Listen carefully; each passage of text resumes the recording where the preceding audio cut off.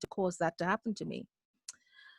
I really struggled as well to continue going to work. So I started calling in sick a lot of the time. It was very difficult getting out of bed, getting myself dressed in the morning. Everything slowed down for me. As I said, I lost the taste for life. And really, again, with, calling in sick, you're feeling guilty, you're feeling ashamed. I was always, this image and this reputation of strong Black woman, ambitious woman, woman of drive, woman of great exploits, which is the name of my book, Do Great Exploits. But I really felt I didn't have the energy or the drive or the taste or even the desire to do anything anymore. And that is what depression feels like. So it's very, very scary, very scary. Nothing I did seemed to shift it. And I was losing hope. Every day I was feeling more and more hopeless. And that's a very scary place to find oneself in, because you don't have any reason to live, no reason to keep going if you have no hope. And that is what really scared me, because I thought, I just don't know how I could live. Okay, so I'm 36, 37. How, if my life expectancy is 70 something, I can't continue to live in this hopeless, tasteless world of mine anymore. So I did go and saw someone privately, because that was the other thing that held me back from seeking help, is that it's the shame, it's the stigma around mental health, mental illness. And that's still very much the case today. I think it's gotten a bit better, but it was back then in the sort of 2006, 2007, for me anyway, I just felt embarrassed. I felt that people would think I was weak, or that, I would lose this image of being energetic and capable and accomplished. And I really didn't want anybody to feel sorry for me or pity me or think that, she is just a vulnerable, weak person. And I suppose that is how many people see people with mental health issues, mental illnesses. And that then fuels the stigma around it, and it also stops people from seeking the help they need. And it certainly led to me delaying accessing the help that I need. And once, in fact, I did access that things really began to change for the better for me. But it took me a long time to get to the place of seeking that help. And in fact, the trigger, what eventually made me see my GP, was that I was reading a paper, and I saw this headline about this man who was talking about his brother who'd actually committed suicide because of depression. So all along, so I'm from a nursing background, and I didn't do mental health nursing, but all along I was suspecting that what I had was depression. But again, as I say, I just wasn't facing it. I just could not face that or accept that. And so I swept it on the carpet, put my head in the sand, and just tried to muddle through. But when I saw this article, I thought, I was at that place where I was just thinking, I'm at rock bottom. Let me just have a quick glance maybe and see what this is about, And when I read through what this guy said, that his brother actually said, was that depression had ruined his life. And that one statement is what really hit me like a thunderbolt, because I was in such denial that I'd never even thought about depression being a thing that could ruin your life, ruin somebody's life, ruin my life. But in fact, in retrospect, I realized that it had begun to do that, because it was affecting my relationships. It was affecting my ability to function. It was affecting my ability to perform at work. It was affecting my relationships. So, I'd be with family, but completely detached, zoned out, can't actually quite get into the spirit of the fun and the laughter and the interactions that you would normally have with family. And as I said, I'm Trini, so my family, when it gets together, is big and loud and raucous, okay? And I'll be sitting there like a shrinking violet, not being able somehow to get into it as much as I wanted to. And so I tended to retreat a lot into my own space. And then what's the response to that from people? What's wrong, Michelle? You don't like us again? How come you're not talking to us? You're vexed with me? What, so people was already being affected by this thing that was happening to me, which I was in denial of. And so it was really beginning to affect those relationships. It was affecting my functionality as well. So when I saw that, somebody said that depression had ruined his life, it really did strike me, okay? It really made me stop and think. And I went away just thinking about that for days and for weeks, really. And then eventually, I thought I have to do something. I have to do something because I really do not want depression to ruin my life. I'm still young. I'm under 40. And I definitely don't want to get to any place where suicide ever is a serious option for me. And my life is unraveling, actually. So I went to see the GP. And in fact, he did a screen on me and he confirmed to me that actually, yes, Michelle, you do have depression. And then he referred me to IAP services, which is the Improving Access to Psychological Therapies, which is an NHS service, and every single borough in England has an IAP service, and it's free of charge. You can self-refer. You don't even need to see your GP to go there. You just Google IAP and they will contact you. I mean, you can ring them and then they will book you in to be seen. And then, you know, you can negotiate with them the kind of support that you need. And they offer a range of support for people. So I eventually, I mean, I have to say that when my GP referred me, it took me still some months before I even phoned the IAP, okay? Because again, I was like, no. I mean, you would think I was on death row or something, the way I was avoiding seeking the help that I needed. I just couldn't face it. So eventually I did, however, and then I ended up getting into, I selected a group session, which was really about teaching us something called CBT, which is cognitive behavior therapy. And basically CBT is just helping you to learn the techniques of mindfulness, which is number one, being present in your moment, but also becoming self-aware in that mindfulness. So you're present, but you are becoming aware of your state and how you're feeling emotionally. And then it gives you techniques. So it teaches you then that if you're in touch with how you're feeling and your state, and it's down, it's low, you need to then check the way you're thinking. And actually, if a shift in that train of thought actually can then change how you're feeling, what your state is, right? So thinking does have an impact on your physiology. The way you think has an impact on your biology, which is amazing. Mind and body are connected. And so it teaches you how to manage those moods when you feel like you're slipping downhill for whatever reason, and you learn to think differently. And in fact, it's such a reflex for me now. It's not even like I consciously think that, oh, I got to think differently. It's just that transaction in terms of slipping down some emotional place is it's such a default now for me to just, once I become aware of it, I just switch my thinking. Because depression as well, I should have said during this, when I was describing the symptoms, is there's a lot of negative thinking, lots of bombarded with negative thinking. This is wrong, that is wrong, the sky is falling in on my head.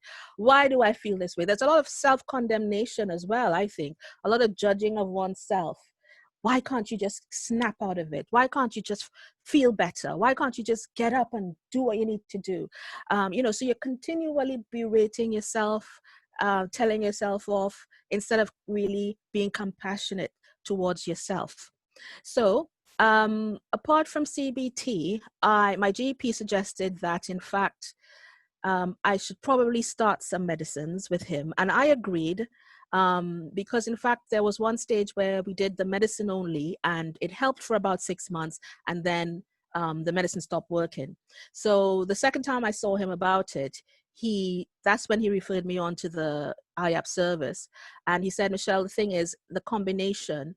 So what the research data shows is that one or the other is effective, but only to a certain extent. But the combination of medication as well as the IAP service and learning these thought strategies and thinking mechanisms actually works really well. And I have to testify, as somebody who has now going on probably about 10 or so years, 10, 11 years since I had that those IAP sessions. And I have seen the benefit and the reward of that. So there were times when I came off the medicine even, and I was doing fine. And then at another point, I had to go back on my medicines for a period and come off them. So certainly I've never gone back to the place that I was at the start of this journey, where I was completely feeling out of control of what was happening to me, because I have learned to manage myself, learned to manage the condition, learned to recognize what triggers that sometimes, and what to do to nip it in the bud before it takes hold of me the way it had done those 15 years or so ago. In addition to CBT and medicines and so on, there's so many other strategies that are that we take for granted. I think we all do them, but we take them for granted. So I've learned laughter is a good medicine. Okay, as simple as that. Laughter is a good medicine. One of my, and this is stuff that I have been doing for years. I just started to look at a lot of comedies. I love comedy. So, literally going on watching a favorite comedy and having a good laugh really alters your body chemistry and releases joy to you. Gratitude is another one. So an attitude of gratitude, without making it sound like a cliche. If you're starting to feel low in mood, if you count your blessings, think about what is working well, rather than focusing exclusively on what is not working well. If you start thinking about what is working well for me, what do I have? What assets do I have? And it could be as simple as, I woke up today, I am alive today. The reason I'm still alive is because the Creator still has a purpose for me. So you think positively in that sense. You think about what you do have as opposed to what you don't have, or what you have lost. Because again, those are the things that lead to low mood. Thinking about what you've lost, thinking about what didn't work out, thinking about what didn't work well, thinking about what somebody did or said, your disappointments, your failures, all that. When you start to focus on that, that's when your mood begins to go down. But if you think in terms of thankfulness, in terms of gratitude, then, well, what am I grateful for then? And you can literally sit down and list a few things, and that begins to change your mood. Another thing that I love, and I'm feeling so joyful right now, is because I just went for a nice long drive and I was just playing music. So music therapy is another fantastic thing. And I was listening. I have like a top 10 list of songs that I love, like a top 10 list of films that I love as well. Just going back and doing the things that you enjoy, and drawing on that beauty of whatever it is that you enjoy doing. So I'm a Bob Marley fan since I was a child. And I'm just so amazed, that's what I was listening to in the car. I just put it on and I listened to Bob Marley. The other guy is Chronix now for me. But when you hear that reggae bass line and how fantastic that music is, and I think Bob Marley, he died in 1981. Here we are, however long, 40 years on, this music is still so fresh, so powerful, so awesome. So you put on the types of music that you love, and you enjoy. The other really critical thing, and there's a long list, but I'm not going to go through all of them. I'm just going to stop perhaps at this next one and take some questions, because I'm not sure how long I've been speaking for now. But know yourself. Know yourself. A lot of people are born and they go through their lives in default mode, I think. They just get up, they go to school, they get a job, they go to work, they retire, they then die. They live on like by default. I think if you can learn to live intentionally, get to know yourself, who you are, be strong in terms of your identity, what it is you want to do with your life, what it is you want to achieve, what's your purpose in life. Purpose is another powerful booster of mood, booster of your well-being. Because if you've got a purpose, something, a reason to get up out of your bed in the morning, some set of goals that you want to achieve, I find for me, one of the big game changers was that first book I wrote, making that a purpose, making that my thing that I was going to do every day. I was going to write every day. And literally, I dropped everything else apart from work. And in the evenings after work, I would find a coffee shop with my iPad and sit down and write. I would find some space somewhere. Sometimes I used to go down to South Bank Theatre because I used to work in Kingston. Come up to Waterloo Station, just come off there and find a nice space in around that whole South Bank area. Sit down till about 8 o'clock writing, and then go back home and go home. You know, it's that purpose really helped me, I think, to lift myself out of that hole, that black hole that I was in before I actually sought the help that I needed. So, you know, purpose, living on purpose, having a purpose, something to do, and really in purpose, you can almost escape. It could be a form of escapism, because in fact, when you're busy writing, which was my thing and is my thing, you really, your whole mind shifts from whatever your issues are to what you are trying to write. And so you can't think more than one thought at the same time. So it's about shifting the negative thought and replacing it with a positive thought, replacing it with some constructive piece of work that you are doing. You know, so that combined with many other things, yep, I see you, Royston, is what really has helped me to maintain my mental and emotional health and well-being, to feel great levels of joy every day, and to stop from slipping into depression. So I think I will end there on that note. And if anybody has any questions, please feel free to ask. Thank you very much, Auntie Jean and Royston. Thank you very much. Thank you.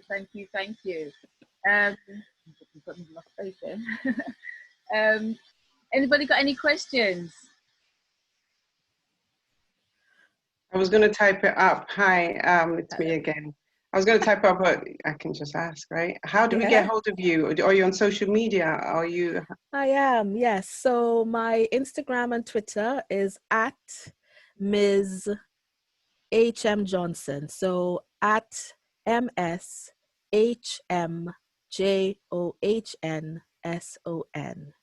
When you're done, can you put that I'll put it in the chat? chat as well. Nice. Yes, absolutely. Absolutely.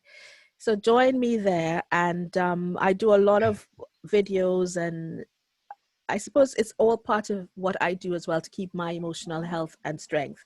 Is motivational speaking, sending out inspirational messages, doing motivational videos and the like. So yes, you'll find lots of that on Instagram and Twitter, as well as Facebook.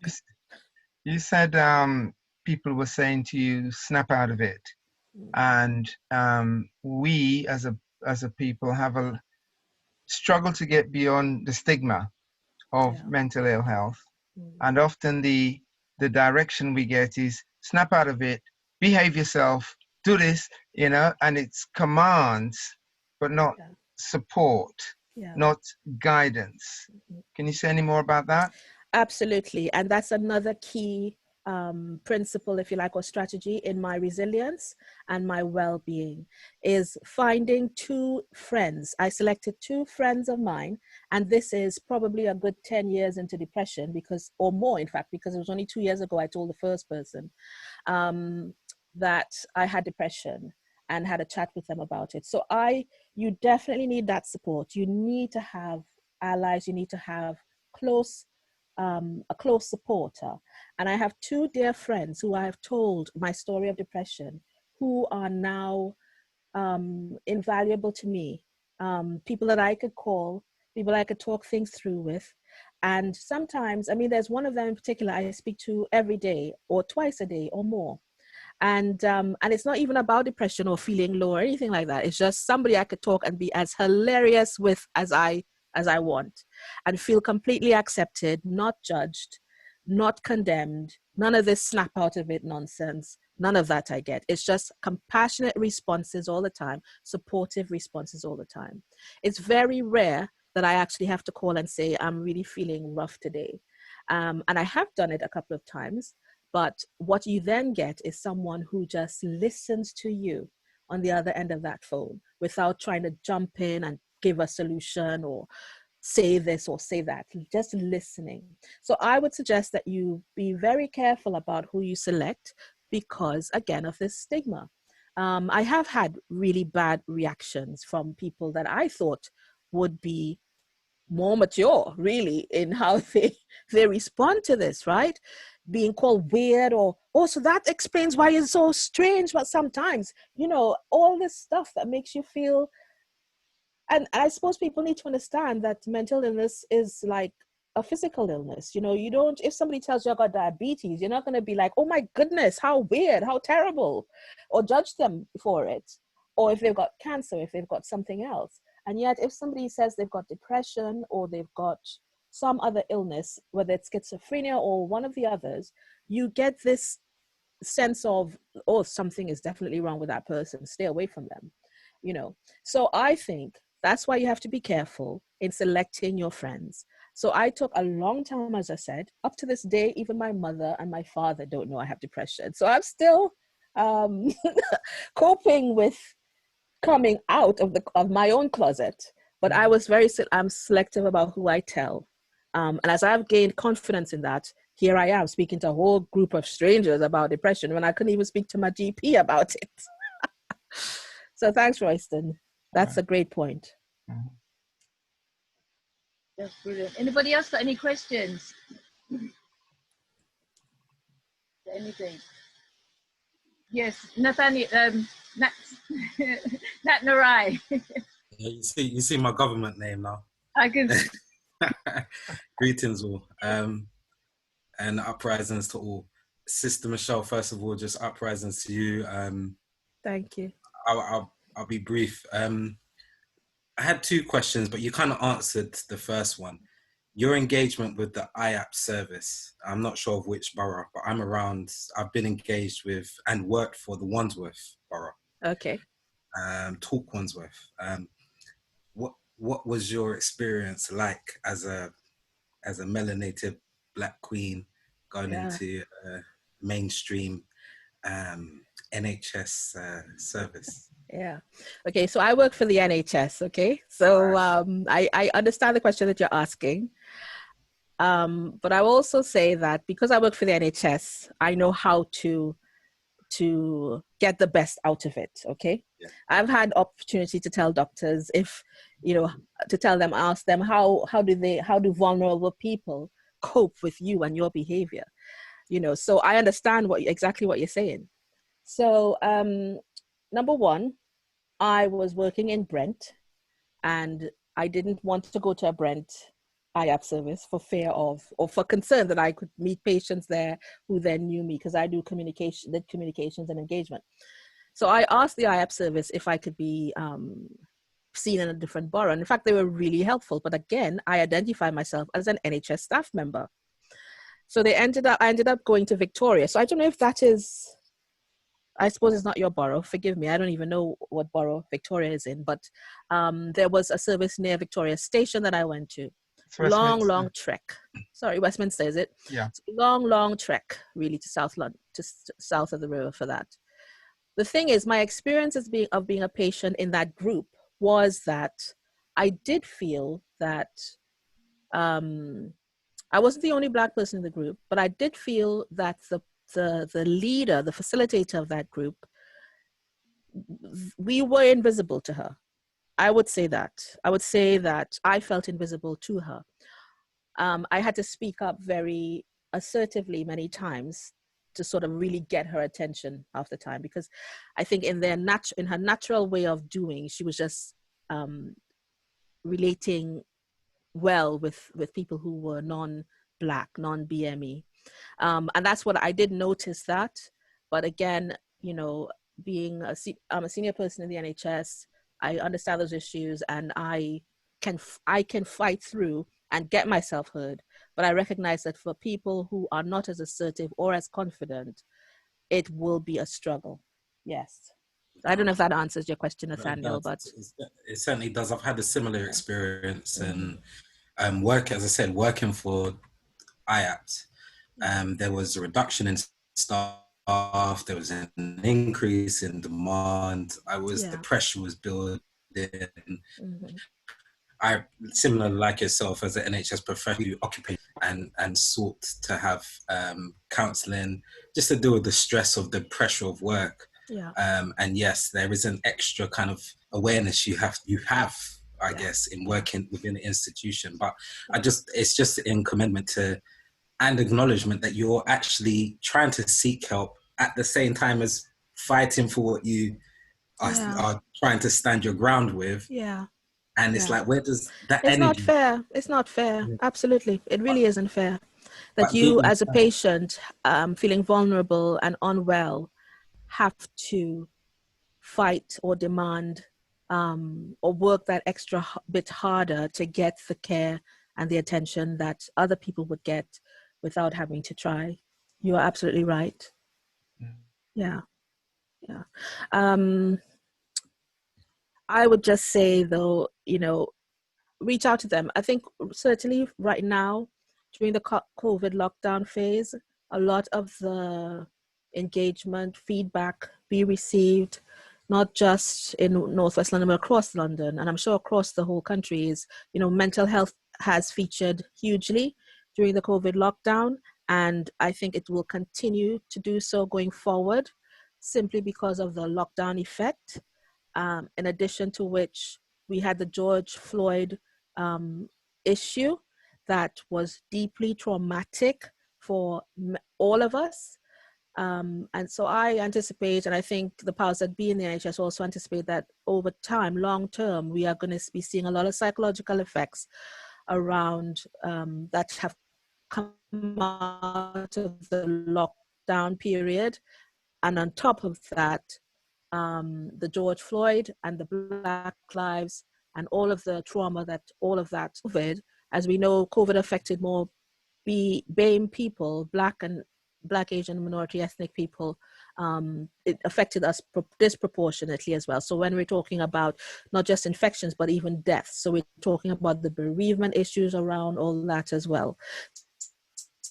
So going forward, there is going to be a real tipping point, a real surge, if you like, in people seeking or needing to access support and help that they need. Yeah.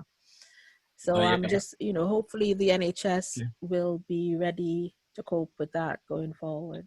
Thank you. There are good signs. Royston, I know you muted, but just to land, alas, there is hope. I do acknowledge that, because I'm part of the BME staff network of the Southwest London and St George Trust. We're linked in the group. I know we have our exchanges as well, but it's that they've reached out to myself because I've done some work with Recovery College, which is another resource. Yeah. And they've asked for myself as I hate saying the first Black, but the first Black male professional trainer within the Recovery College to facilitate for staff on BME staff the return back. Now, I didn't ask. They approached and they said, we know it needs to have people with subject matter expertise. Yes. Because as a Black man, I can relate with Black men.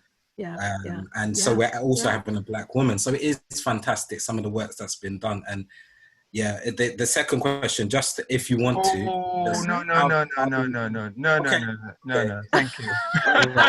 Oh, I'm rather enjoying my conversation with Nathaniel. Nathaniel, let's contact me on Instagram. We have to share the space. Okay, I hear you. Contact me on Instagram, Nathanial. Okay. Yeah. Thank you. Thank you so much, Mariah. Thank you so much, Michelle, for being so open as well. Thank you. Thank you. Thanks so much for having me. I'm really pleased. It's a pleasure to be here. Thanks. I look forward to hearing the other speakers as well. And we're going to move swiftly on to our next presentation, a sister called Dee Buchanan. And her presentation is about the impact of coaching young people. So Dee, the screen is now yours, and welcome. Hi, thank you. Thank you very much for the invitation to do this presentation. Thank you for inviting me to share, and greetings to everyone who's here. Can I just ask about sharing screen? I have some slides I want to share, some images. Is that okay? Yes, that's okay. Royston? Yeah, okay.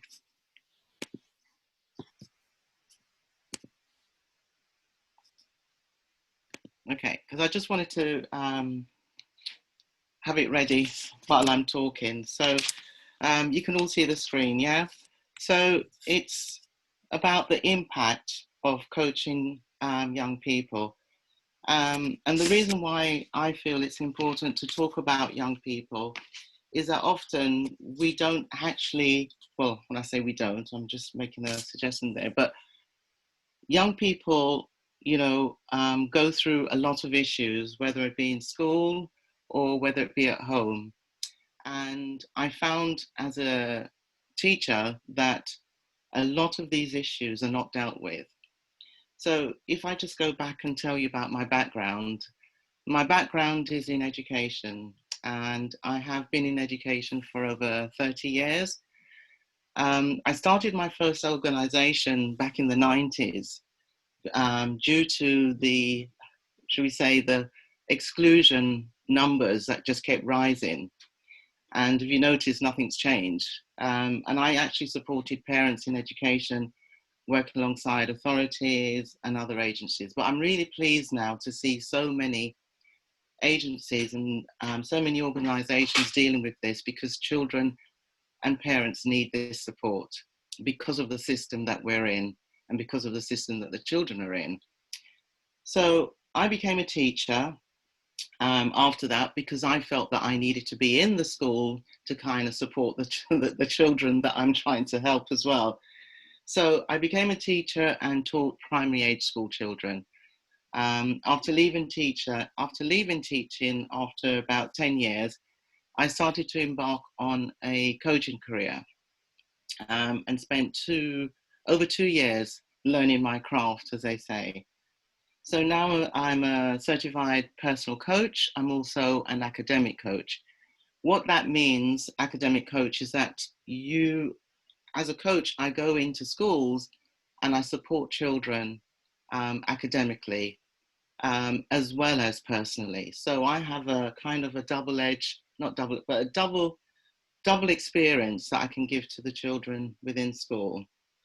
So I started my coaching business in 2018, and I work as a personal coach and a coach in education. I've worked with a variety of people, because I also do adults as well, you know, senior leaders in school. I've worked with HR consultants, therapists, writers. I've also taken part in a lot of collaborations with other agencies and community projects. But it always comes back for me supporting the children. It's always been about who's supporting the children. So I know, you know, a lot of you may know what coaching is, but for some who don't, because a lot of times when you mention you're a coach, they, you know, gets kind of mixed up with sports athletes and etc.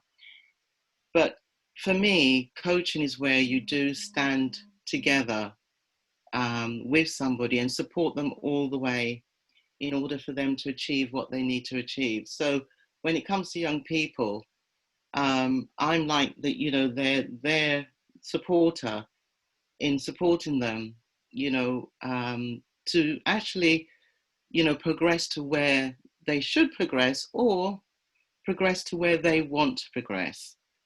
And I find that, you know, young people don't always have that support, but I found that through coaching and also the experience as a teacher, I'm able to give them that support. So this is, you know, my definition of what coaching is. So my vision has always been to make a difference in society for the better, and to assist young people of all academic abilities to release their full true potential. Now, when we say that, what I mean by that is, you know, it's enabling the young people to recognize who they are and not necessarily be, you know, be faced with, oh, I've got to be the best in maths, or I've got to be the best in English. It's for them to kind of, you know, be in tune with themselves and recognize what it is they are good at, and to get that support to push them through. And so, you know, I complement education and learning because I'm in there and understand the system within the education system. And so I'm able to help them to maneuver through the system because I understand what's going on. So my program offers a fresh opportunity for young people. And what it does is actually helps them to identify soft skills that they can carry throughout their lives. And the benefit is giving young people a chance to release their true potential and to achieve sustainable goals and outcomes. So moving on, talking about coaching young people. Having taught children with autism, ADHD, and different learning difficulties, no matter what the barrier is that they're learning, they all need the same thing. And what they need is to be acknowledged for who they are and who they're becoming. Because many children have not been truly asked how they feel and what they identify as themselves. And sometimes when you ask children, they look at you as if to say, excuse me, they don't know how to answer it because they haven't been asked that question. And it's such an important question. So I found that many children's inability to, when I was teaching, to do the work was not because of their level of learning, but it was because of the emotional barriers and issues that they were carrying with them.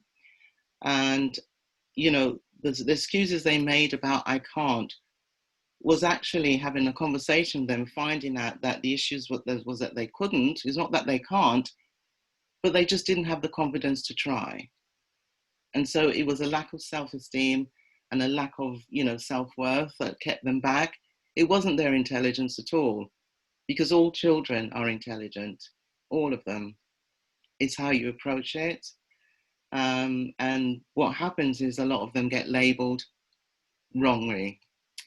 So I do one-to-one coaching and group coaching with young people in and out of schools to support them in any barriers they may have in learning.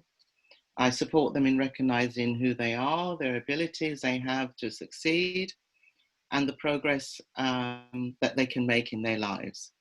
I help them overcome their challenges and any behaviors that are not supported in their learning. Again, coming from a teaching background, it's given me experience to know how the system works. So I kind of help them to maneuver because I know how it works. And also the constraints that schools can put on young children and young people. So a number of children in the school, a number of children suffer with low self-esteem and low self-worth. And so the benefit and impact of coaching has enabled young people to really understand themselves and learn how to maneuver around the system and themselves. Now, I became a BME governor to support the BME children in the school. And one of the things that I decided to do was to mentor and coach them. And the other reason as well was because of the level of attainment for Black children, especially in Tottenham, is very low, lower than all the other groups. So I decided that I'd use my skills as a teacher and to mentor and coach them.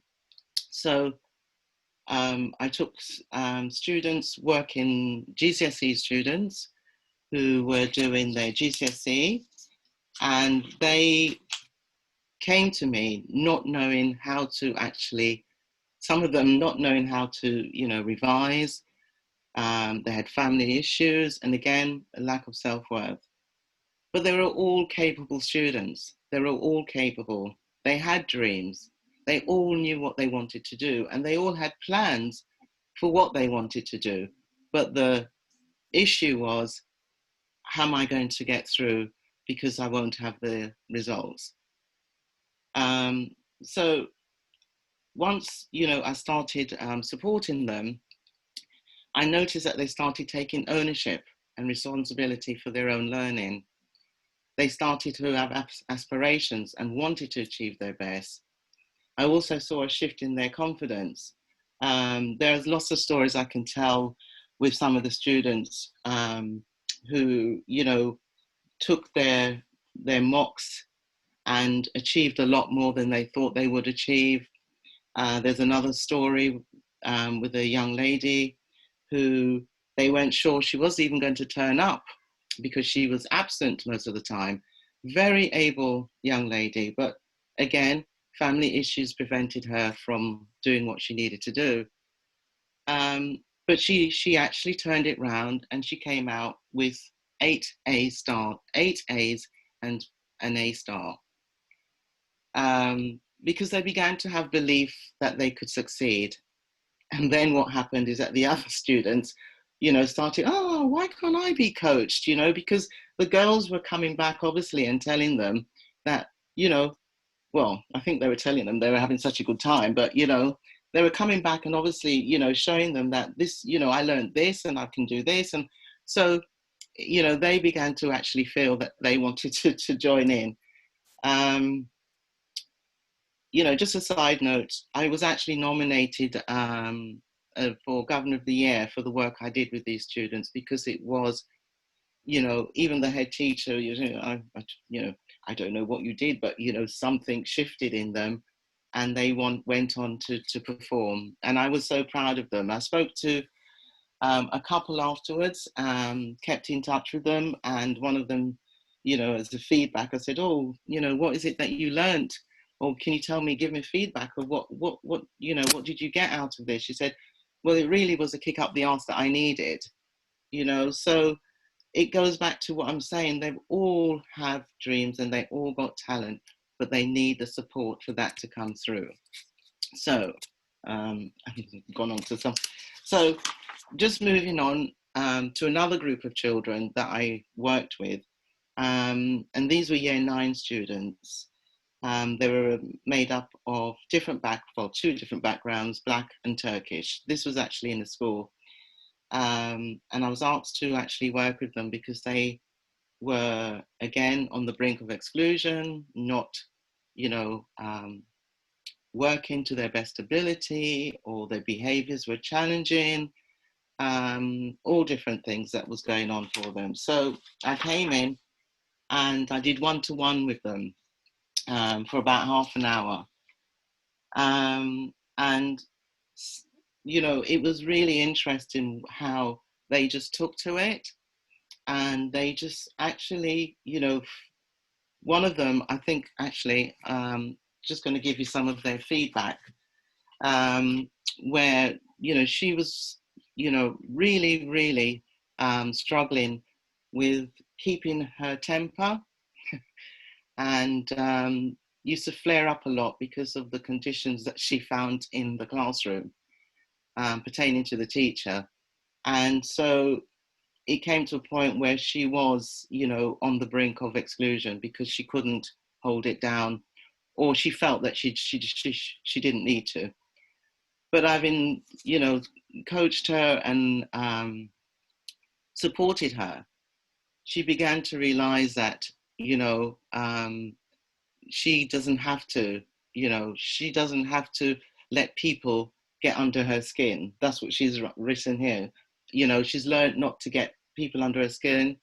She's a lot calmer now, and she doesn't get as angry as quickly. And that, for me, was, you know, was something that she did for herself. She actually realized that she didn't need to get upset to get what she wanted. And what was really interesting when I'm talking about support is that a lot of the children and parents don't realize the power that they have in the schools. And one of the things that we talked about was her parents supporting her in this. And so lo and behold, I didn't know, she went back and she spoke to her mom and she said, Mom, you need to, you know, let the school know that I'm not happy, and this is, and her mum did. Her mum, you know, talked to the teacher and said that, you know, this is affecting my child and this is affecting her learning and I'm not accepting it. So we need to sort this out. And that's what happened, because they need somebody that, you know, sometimes I think that, you know, they don't tell their parents because they feel that, you know, they won't get the support, or the parents won't understand. But I think if children realize that, you know, that the parents can be supportive and they can be in there helping them, you know, it will change a lot of teachers, you know, thoughts about the children that they're teaching. This is another young lad who also had issues with being told what to do, didn't like being told what to do, and rebelled against it. But after our session, he found that, you know, the control, he's the one who's controlling his behavior, nobody else. And realized that, you know, by him choosing what he wants to, choosing how to behave, that in itself is control for him. So he actually, you know, talks about how sometimes, this is what he's saying on his feedback, that sometimes the choices he makes aren't always the right thing. But when having supported him, he realized that, you know, that he actually, you know, has got control, but just how he uses it is the, you know, what can I say?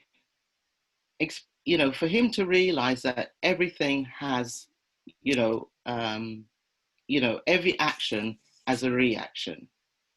And for him to realize that, yes, you can say what you want, you can do what you want, but you need to understand that you will get back what you've put out.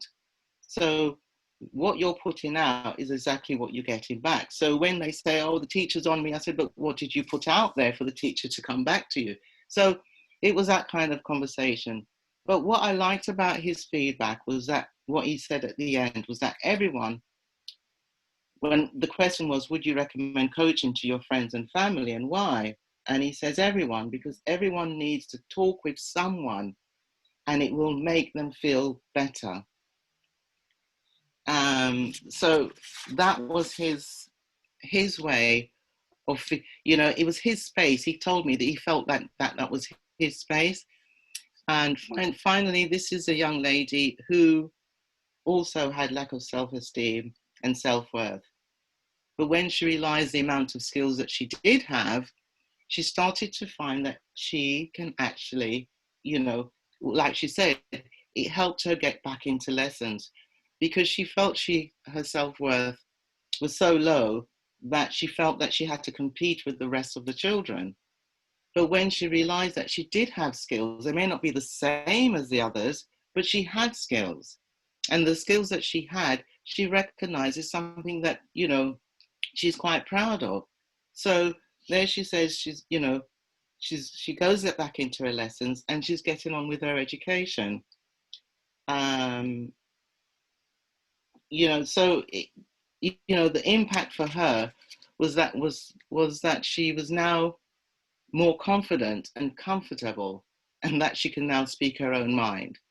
So, I mean, you know, this is just a few of the children I picked out, but I just wanted, as I say, to show that the impact that it had on them, and why I'm advocating for these children, because it's very important for them to get, you know, the support that they, especially through coaching and mentoring. So just want to talk about lastly this another GCSE student who came out, who I was asked by a family friend actually, because she was really not doing much, not taking much on, and just, you know, giving up really.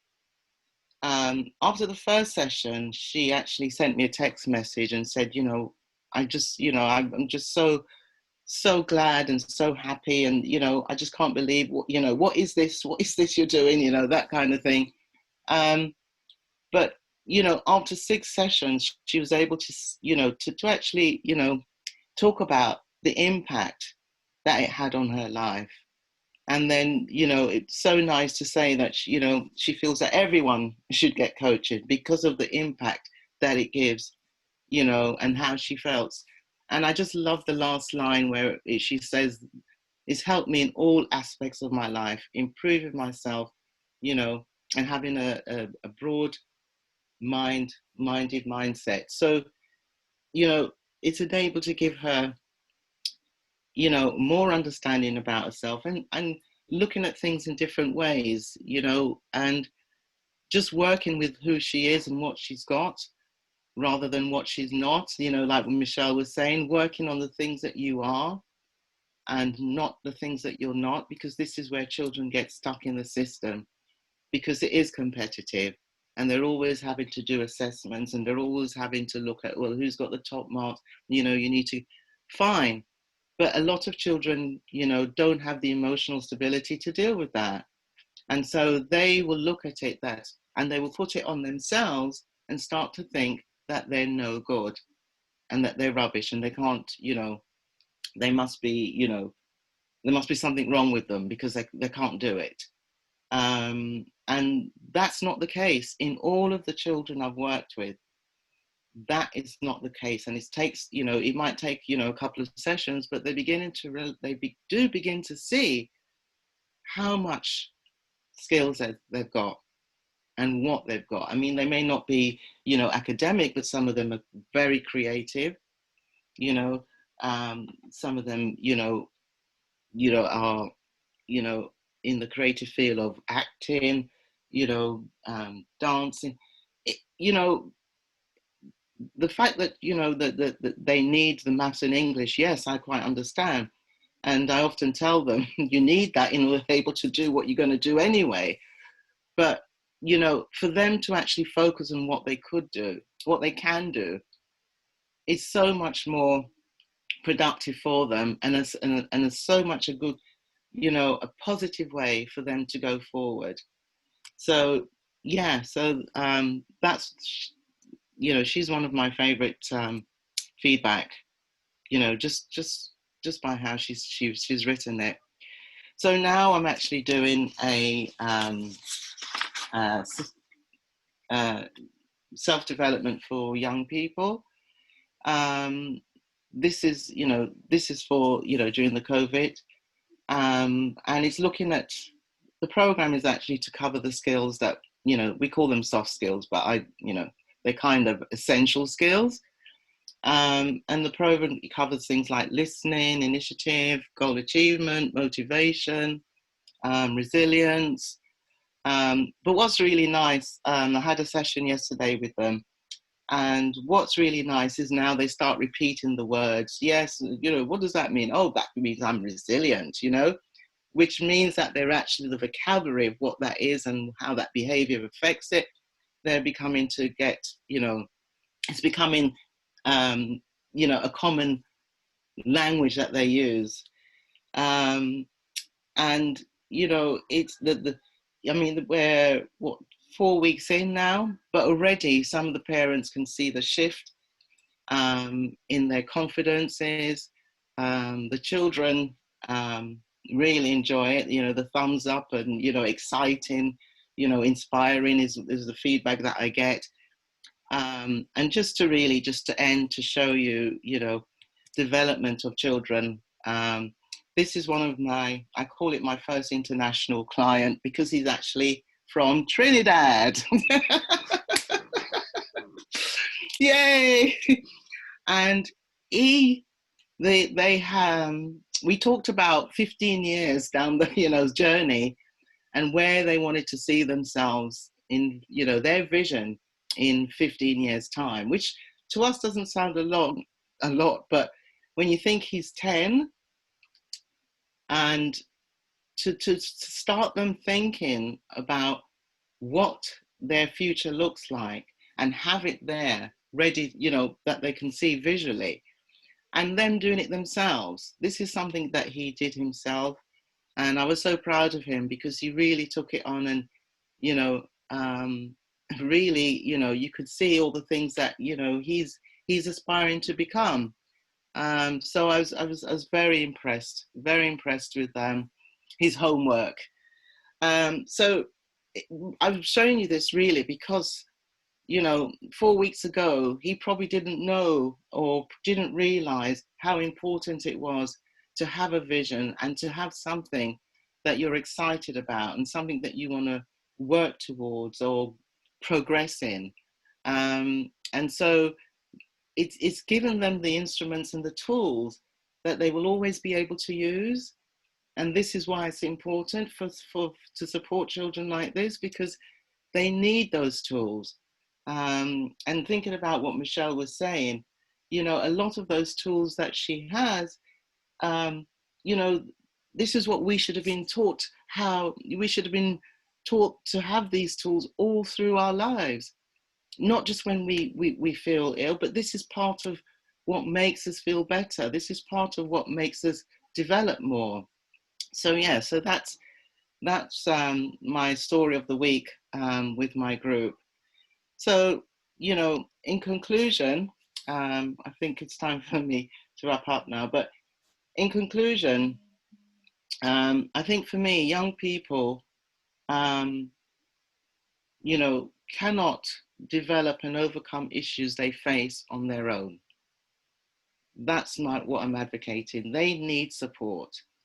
They need support from home, they need support from schools, and they need support from the community. And it's very difficult for them to be able to navigate the issues that, you know, because I didn't speak about some of the other girls that I was working with this year and was cut short because of the COVID. And, you know, the issues that they were facing with, well, a lot of them came because they had behavioral problems. But the behavioral problems was because of what was affecting them emotionally. And that's how they were releasing them. And so a lot of them didn't know how to navigate those emotional feelings that, you know, sometimes somebody would just say the wrong thing and they'll explode. Hello? Thank you. Are you there? Yeah. Okay, I lost you. You disappeared somewhere. Stop your sharing. Is that Oh, stop me. sharing? You finished? Okay. Yeah, Yes? thank you. Yeah, so just to finish off now, and just, you know, for me, young people need the space to be able to think. They need the space to be able to talk to someone about themselves, and they need the space to examine their identity. So I'll just close that now and finish there. Okay. Thank you very much. You're welcome. Thank you. How long are your coaching sessions? Well, I do them at the moment, 6 sessions, but they can be longer depending, you know, on the child. But it's very flexible, actually.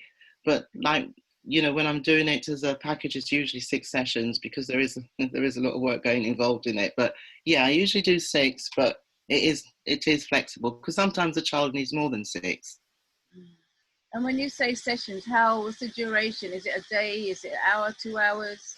I do an hour a week because sometimes they need to kind of, you know, either, you know, do formulate the information that they have just discovered, or they need to, you know, do some reflection. So yeah, it's usually once a week I do. Okay. Has anybody got any questions? Do you find that once they've had the 6 sessions, it seems little, but it's obviously they're so impactful that, you know, that it actually changes and steers on the right path.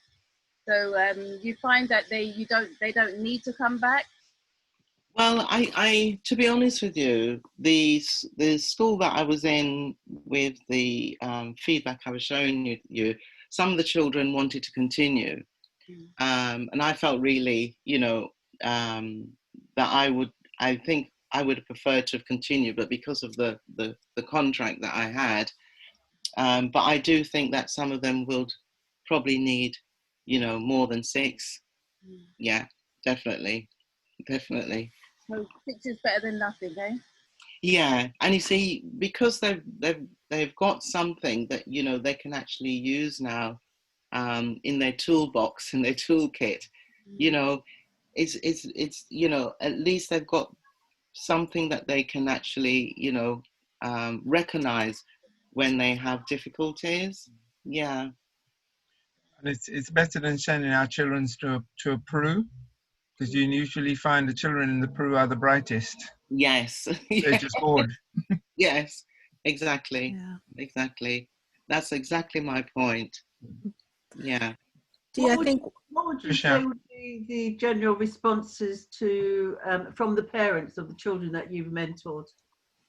Oh, they actually, I said, they can actually see the shift, because the children start, you know, I don't know, it's they say the shift is like well, I'll give you a story of one of the children that I'm working with. And this was just after the first session, and the mum rang and said, you know, I can't believe it. My daughter, I think is 13, 14. My daughter's always locked in her room. But I don't know what you did, but she came home and she was downstairs, you know, with the family. So, you know, and that was just the funny thing is the first lesson we did was about listening skills. So wherever that took her, that's what she felt she had to do. So, you know, I don't always know the full impact of what I'm doing. And it may not be instant. It may be, you know, a couple of months, or, you know, even a year down the line. But the point is, for me, is that I'm giving them the emotional vocabulary and the tools that they will recognize, you know, as they go through and as they start to develop. Yeah. And also, I think what the coaching does is it gives them, it awakens them to themselves. So it awakens them to makes them self-aware. Yeah. I love that you also mentioned that, you know, that futuristic bit, where do you want to be in 15 years time? Because then they can, you know, imagine themselves in a really fantastic place. And I think once they can see that in their imagination, sooner or later, hopefully with continued support, they can become empowered to make better choices. Even in terms of the friends that they have, the way they use their time. And I really think coaching, and what's important as well for coaching is that, particularly for our children, is that they have a Black coach, because the Black coach doesn't, by and large, doesn't come with any of the biases in terms of this is only, you know, in terms of the thinking about limitations because it's a Black child that they're coaching. So I think it's really, really great to hear this, Dee. Really great to hear the feedback. Yeah. And I really resonate with what you say about, you know, having a Black coach. Yeah. Because, you know, you're familiar, the language is familiar with them, the culture is familiar with them. So they can't hide behind anything. Everything is open. Yeah. And so they know, you know, that I know who they are. And also, absolutely, and also as a Black coach, you're not coming with any baggages, sense of this is a Black child, so the best they can do is become as a secretary, or they have a limited potential. Okay, so so white coaches, not to say that they're all whatever, but I think intrinsic in them potentially is a sense that they will limit you because they see you as a Black person, so you're already a limited person, and you don't want that imposed on a child. You actually want to have an adult who actually believes that this child, the sky is not even the limit for this child. You can do anything you want. You can be anything you want. And that's what you need in a coach, is to believe in you on that level. And that's why it's important for Black coaches to coach the Black children. Oh, that's so true. And, you know, I just want to say, actually, that last comment, please. it's for me, I feel so proud when I answer children about their vision and the things that they tell me, I just think, oh my gosh, this is so lovely. This is so lovely. And, you know, I just thinking, oh, you know, please let it happen, because, and it's not one thing, it's 2, 3, all different things that they want to do. And I said, all this is possible. All this is possible. Yeah. Thank you. Thank you. Thank you. Very informative. And thank you for your works as well. Royston, are we going for a break now? Yes. Okay. Thank you very much, Dee. Excellent work. Okay, I've got a little interlude for us all.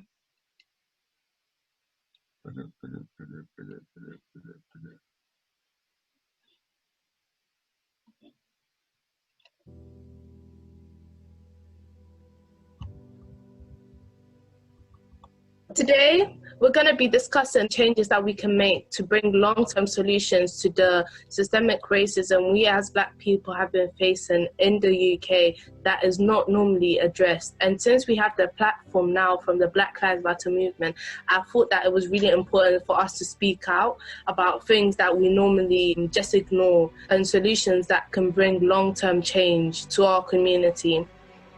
Some of the issues we have discussed include non-Black people calling out their family and friends when they're being racist or treating someone unfairly based on their race. This will ensure that they are being educated on how their actions and words affect Black people. It is also essential that institutional racism, especially in the workplace, is addressed. Research has demonstrated that Black people are more likely to be judged based on their names rather than their qualifications in comparison to their white counterparts. Furthermore, when Black people do get employed, they often face racism within the workplace, and even when the issue is reported, not much is being done to solve it.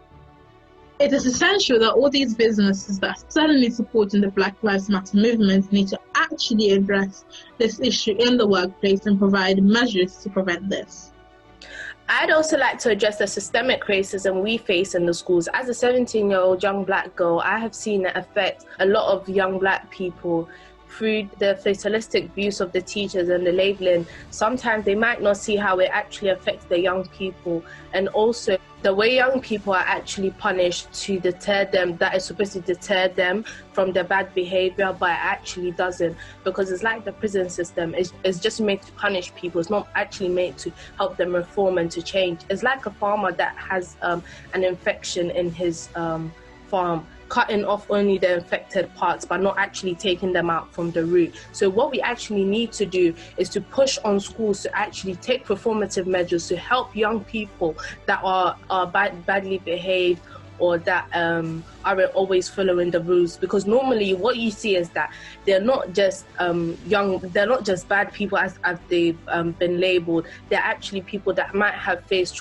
traumatic things at home or in the community, or there's a reason why. So I think we should focus on reasons why young people are behaving this way to help them reform, so they don't end up going to the prison system, because the school is has a there's a school to prison pipeline that's not normally talked about. The police officers put in schools, why is that? We don't normally ask that questions. So I think we should be asking questions like this and pushing on the councils, the government, to change the detentions, the PRUs, and how they actually function, because what this is doing is a domino effect. So once they're put in detention, it goes to exclusion, it goes to PRU, and then they're just set up to go to prison, basically. And the prison system is also a business. Let's not forget that. So before our kids go down this route, let's look at it. Let's find ways that we can use to change it, and also to make it better for the young people. Because I've seen a lot of people do this. During my GCSEs, I saw a lot of young Black boys coming in the middle of their exam, or not even caring because they said, I know I've already failed. And the teachers also gave up on them. They didn't find other ways to actually help them get over whatever hurdles they had in the education system. And these were not dumb boys, like not only boys, but especially young Black boys, young people. These were not dumb people. They were just people that didn't understand the way the education system was teaching them. So, and also, if the education system is letting our young people down, we shouldn't always just rely on the government. There are social enterprises out there that Black people have formed. And I feel like to make a better change, we can also contribute, donate money to them as well to help them keep on running. There are social enterprises that right now, throughout coronavirus, they're having to go in pocket because they know that their children are young Black people and they're going to be affected by it, and other people's children are gonna, so they have to actually do something to help them, to give them mentors like the Urban Synergy. I know the founder personally, and she was telling me about how she has to create a GoFundMe page because the funding has stopped, but she's still getting mentors, especially for the year 11 students that are going into sixth form or college, to give them guidance that they're not going to have at this time, and to mentor other young people. So social enterprises like this that teach our young people about what's actually going on, because not a lot of young people know that we're going into a recession, and that's something I think we should actually be focusing on, how you're spending your money, because after all this furlough and stuff, the government is going to increase the taxes when the economy gets back up. They're going to increase the taxes, and we're going to have to be paying that back. So when you've been furloughed, then maybe you're just spending your money on shopping and all of that. We need to actually, as a community, readdress what our priorities are as well. And the people that actually have a voice and have higher status in society, I believe that they need to be pushing more stuff like this, so we actually address this. Protesting can only go a long way, and the government will only go a long way, because it's not their children it's affecting, it's not their people them that it's affecting. So we that is affecting us, we need to invest in our communities. We need to support the social enterprises that are doing stuff that the education system is supposed to do. Even if you can't support like by giving them money, at least volunteer your time to become a mentor to a young person, to show them that there's Black people like them doing certain things that they're doing, because not a lot of Black people, we're not seeing a lot of Black people in media doing what they're doing. It's only when I started my social enterprise that I was even able to see a lot of other Black businesses. And for the first event I held, I had to reach out to a lot of different Black people to come to be mentors to young people, to come share the experience to young people, to guide them on their journey to become an entrepreneur. And I had a great turnout of all the entrepreneurs because they wanted to help the community. So I know there's a lot more people that want to help the community, but these are different ways we can do it. Also making a conscious effort to buy from Black-owned businesses. But with saying that, not only on Black Pound Day, which was a good idea, we need to make a conscious effort to do it continuously. We need to make a conscious effort, Black businesses as well, make a conscious effort to buy from Black producers, to buy from Black manufacturers as well, or else it's going to be pointless, because you're just going to be putting the money back in their pockets as well. And one thing I think is going to be a game changer for us is if we focus on teaching our young people financial literacy. A lot of people, even in their 20s, they don't know about financial literacy from a young age. That is going to change how our things are set up, and not just looking at materialistic things, looking at things in the long run. Because for us, even though you might be living comfortably now, you might be living from paycheck to paycheck. So if you have this different sources of income, which is now a bit easier through social media, using your skill sets to gain money, teaching our young people certain things like that will change where their position in life later on, because we're currently in a recession, and already before that, okay, so let's say the standards of living are here and you're over here. How often do you get a raise? Rarely. Only in a couple of years do you get a raise, and the standards of living are rising. So in a few years' time, even if you're middle class or you're living comfortably, you're going to become poor, because the standards of living are rising, and you're trying to keep up with the standards of living, but then your pay is still over here. So basically your pay is still over here when the standards of living were here, and when it's here, it's just like over here, and it's not moving in ratio to it. So imagine with the recession as well, what is actually going to happen to our people, and our people that are dying as well. Majority of our people are dying. So we're going to have to cover the cost of the funerals and stuff as well. So we need to think of ways to put ourselves in a better position. And I think it comes with educating yourself, except for what the education system gives us. Financial literacy is important, understanding how the systems actually work. And if we want to defeat the racist system, we need to go back and break and understand how the system was built. This was something Lewis Howell said, and you need to understand how the system was built to actually understand how to break the system down. But even if the government is not going to do certain stuff, we should start ourselves by supporting people in the community that are putting certain measures in place for our people. And we need to be supporting each other and not always trying to tear each other down, because the white people are responsible for certain stuff, but we are also responsible for certain positions that we're in as well. And one thing I wanted to talk about as well is, if you have a degree in this country and you're not getting a job here because it's really hard, as my cousin spoke about earlier, please, you can go back to your country. And also when you return to your home countries and you see that something is wrong, I see a lot of people complaining about it. Whilst you have the skill sets here, why don't you go back and help develop your countries? Why don't you go back and apply your skill sets to help develop your countries and not just go there for vacation or go complain about it? Because we'll never be equal here. All we can do is try to get change. But why don't we go back and help grow our countries, our motherlands, and also help change the education system there, so our young people there can actually have more opportunities, and the innovativeness can be supported more. Because as Africans, we hold on too much to the Western education system, which isn't always working, and it's a capitalist system. Decapitalize it in the African countries as well. Imagine where we're going to be. If we promote innovation, imagine where we're going to be. Because now it's like the education system, just learn to pass. But if we actually equip them with skills that they need, because a lot of people have degrees, but they don't have the skills.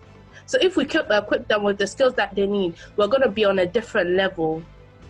So this is what I have to say as a young Black person. If I'm a 17-year-old that could think about certain things like this, imagine you that you're older, even though you might think, I don't have certain skills to do this, this and that. There's certain people already doing it. You don't need to start it, but at least support it, at least spread it. So we're coming together as a community to help bring change in our communities and back home as well. It is really important.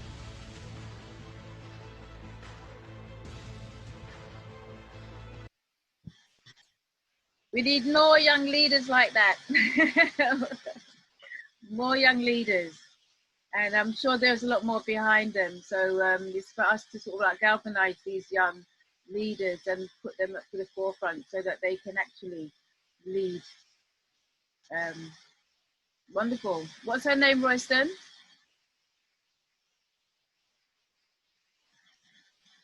You're muted. Brother Daniel, I don't know if you know her name. Oh yes, she was at one of them. Please. Daniel, unmute yourself. Yes. We met she's her. She's a young lady by the name of Danielle, and she is involved in the Young Mayors Advisors Group in Lewisham. Wonderful. She's a very powerful young lady. There's quite a number of them that are really talking some really progressive things. And when you hear the children start to speak, we should start to respond, because we can no longer turn ourselves away from the realities of the narrative of this country and how it has come to be. It is not our children's fault when we find them in the positions they're in. It is the whole colonial system that has brought this thing to the fore. So whether we're from the continent of Africa or from the Caribbean, it is this country named England that has gone and interfered with us while we are here. And so when we have our children talking now, we know our future's great and our future's bright. So lift up our children. There's organizations, as she said, that are out there that you can go and get involved with. Urban Synergy is one. Our own organization, Ubuntu Leadership and Learning, is another. And Brother Royston knows quite a few others as well. So you have Westside Academy, you have Manhood Academy, and I think you've got a Southside Academy also that does work. So if you'd like to get in contact with us in any shape or form, I'll leave my email address in the chat. Thank you. Thank you, Royston. Thank you. Thank you. We're going to move on now to our third presentation. A regular, I just said a regular, how to say, client? But she's a regular, and it gives me great pleasure to let me hear her, because I've seen her perform, and it's now I'd like to hear her do a presentation. And I see the sun has not only brought everybody out, but brought everybody's hair out as well, which is nice to see. So that includes our next presentation, presenter. So our presentation is by our Sistah J Afrika, and her presentation is on parenting programs in support of families. So Sistah J Afrika, the screen is now yours, and welcome. Greetings, brothers and sisters. I'd just like to firstly thank Auntie Jean and Brother Royston for allowing me to come on this platform today. As I said, great speakers before, and what a powerful young lady. We have to give her her props. Before I start, I'd just like to give you a little overview of myself. I'm a single parent of 8 children. Of 8 children, one with disability, one with mental health, one lost to the system. I've seen a lot of things in the community which led me to come to certain groups, such as, my mind's gone a little bit blank, I'm a little bit hot. Community Against Violence, Stop and Search, because what I found, a lot of young people were coming to my house, even though I was struggling. They had I've got 7 boys and 1 girl, but those boys have brought many other boys, and they're not always been on the right side of the law. So sometimes I've had to go out into community, disarm people, get them to the police, and get them help. And what I found, a lot of people were struggling, and parents were struggling, and the relationships had broken down. So that's just a little bit about me. Parents Together. What is Parents Together? Parents Together is a combination of developing emotional well-being and bringing issues of self-esteem. And what it initially started off as is a 12-week program in Haringey that was supposed to have 6 groups going into each side of the boroughs and the hotspot areas to help parents and carers of young people who were at risk or involved in street and other types of violence. But the program was initially supposed to be about preventative issues. But what we did find, parents that came along were already in trouble and relationships had broken down. So because of COVID, we managed to start and finished 1 program, which was in the St. Anne's area, the Chestnut Centre. And then we started one in my local area, which is Wood Green, Noah Park area. But as we started, that COVID hit, and we also did one in Park Lane in Tottenham. So what did we find? We found that parents who wanted to come along to the program and carers wanted to come along because that they didn't realize, a lot of people were suffering with self-esteem, problems with the education system, street violence, family breakdown, and issues. And what they were looking for was help, but they didn't know where to go. And a lot of families found that they had been involved in maybe social services, the education system, But when they reached out for help, too often they were blamed. And some people, you know, some children had been referred to the MASH team, CAMS teams, and had, if they had therapies, they were with people that don't look like us. And so they struggled. So our aims were to support families and carers to empower themselves, to enable the young people, young persons or they're involved with, to develop their self-esteem and just develop generally so that they can navigate the world and become productive citizens. The building of self-esteem, as once a person has high self-esteem, it's very difficult to get a child or a young person to do something wrong. And for myself, I wish I'd have had a parenting course like this before I'd even started to have children, let alone relationship. And I think these are things that we should have in schools, as the previous speaker was talking about, that we talk about issues that we have, even as back as slavery and the scarring that brought to our children, and trying to break the cycle.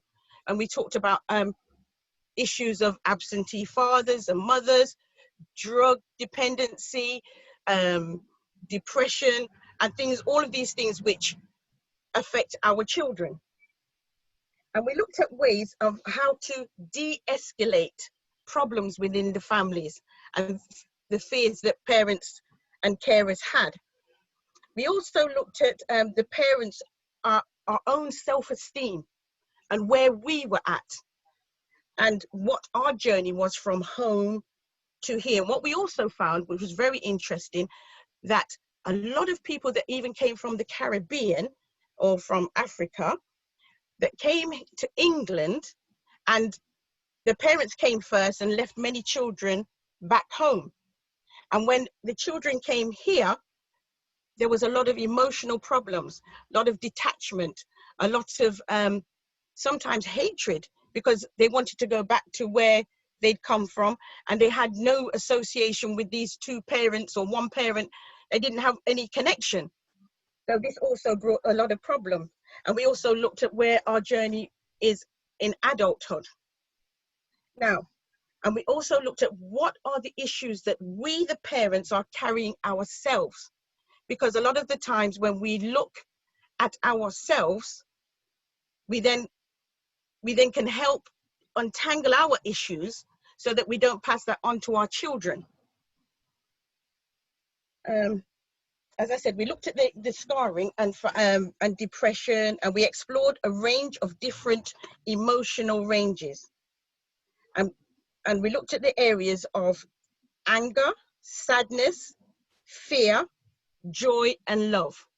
And these were the basic emotions. What we found when we did some small, in the workshops, it was face-to-face workshops initially. What we found was a lot of time, and there were mainly melanated people there, and we did have the odd one or two non-melanated people in the room, but they didn't come that often. So, but what we found in our own people, the emotional triggers, or what we could access easily, was anger. And we seem to have a lot of time, we seem to be able to express anger well, and maybe not be able to explore the issues of sadness and fear and joy. But a lot of time what we found, people was sitting in shame. A lot of parents sit at home with issues of children going to prison or getting involved in drugs or gangs, and don't know what to do and where to go. So we as a people are able to, we said what we try to do is ask parents through questions, small groups, large groups, try to find how and what these emotions were and what else those emotions lead to, because anger often led to violence, violence led to criminal acts and self-hate and low self-esteem. We also looked at grooming. Now, quite often, when people looked at grooming, one of the first things they thought about was sexualized grooming. But when we explored it within the group, we found out grooming was many other things. Now, our young people, especially those who have low self-esteem, are very easily picked up by groomers. And who are the groomers? Groomers could be in their own peer group. And the groomers can easily pick out children or young people who have low self-esteem. Not through their own fault. Sometimes it's to do with poverty, family breakdown, being vulnerable for mental health reasons, being bullied. And the groomers, we found, used very subtle methods generally, whether it's an older person or a younger person, by paying them compliments, sometimes saying, oh, yeah, look, I can see you don't have no dinner today. We'll buy some chicken and chips. And it starts out as a very small favor. So you get this chicken and chips today, maybe for the next week, the following week, it might be that, oh, look, we want you to do us a little favor. So here's a £20. And what we actually found out, when people make judgments about our young people, they're just doing it because they're greedy. Sometimes, because parents were in positions of poverty, sometimes they needed gas and electric. And if it's a single parent family, or if they're in poverty on a low wage, sometimes the parents inadvertently accept that money. Not through, oh, I just want my child to go out and do something, but they don't look at the other alternatives. And as I say, we sit at home in fear and shame. And it might start off as simple as that. Then the groomer then seduces them, sometimes bullies them, into doing bigger and harsher things that lead to street violence, county line dealings. And county lines doesn't mean just going from here to Margate. It could be as simply as being taken from here over to, I don't know, Brixton or something like that. And these children sometimes go missing for a night, for a day, or just after school.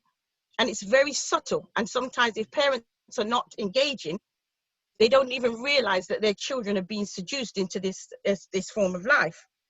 So our children are a groomer's gold. And I'd like to say that again. Our children are a groomer's gold because they are needed. They are an asset, an important asset, because they can't do their work without having somebody. And as I said, they normally pick on the ones with self-esteem. Right.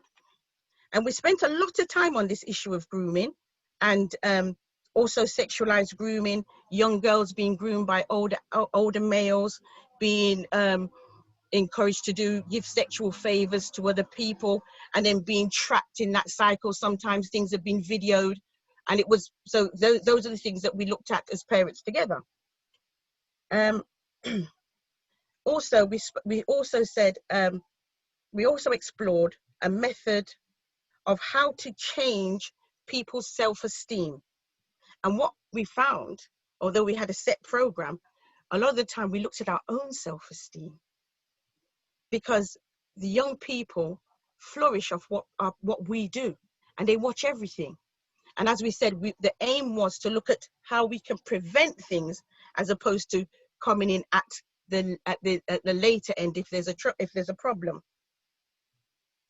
And we looked at, I don't know if anybody else has thought about this, of welcoming and making mistakes. And we had our statement as, I welcome you, I welcome make your mistakes, and I welcome my own mistakes. Because often when we look at young people and we are telling them off, often they've just made a mistake. Some of those mistakes are huge, but we ourselves as teenagers and young people, we all made mistakes. And we had a great analogy here. Some of us on this platform are mistakes. People don't like to talk about it. But anyway, we also used, the methods we used were sometimes small groups to look at where we are and what we've done in our life. So sometimes we did one-to-one. Sometimes we did two people. We had an exercise, and we broke off into groups and we explored emotions, fears, love, and whatever else what we wanted to bring to the table. And then when we'd finished with those small groups, we could go into the bigger group and discuss whatever we had found around those issues. And one of the ones we spent a lot of time with was self-esteem, and the difference between self-esteem and confidence. And people thought, oh, they're the same thing. But what we actually found was self-esteem and confidence are two different things. On this platform, we will have people here that will come across as very, very confident. And if we look at somebody like, I don't know, Michael Jackson, for instance, you couldn't get anybody more confident on the stage, but away from there, his self-esteem was low. So,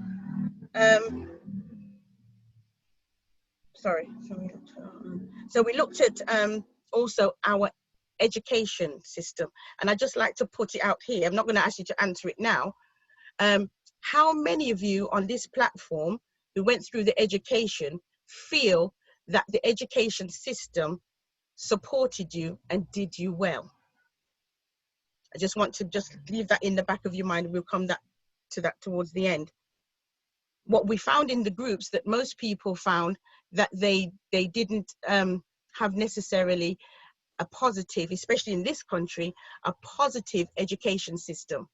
I myself remember being told I wanted to be a doctor, a barrister, and a singer.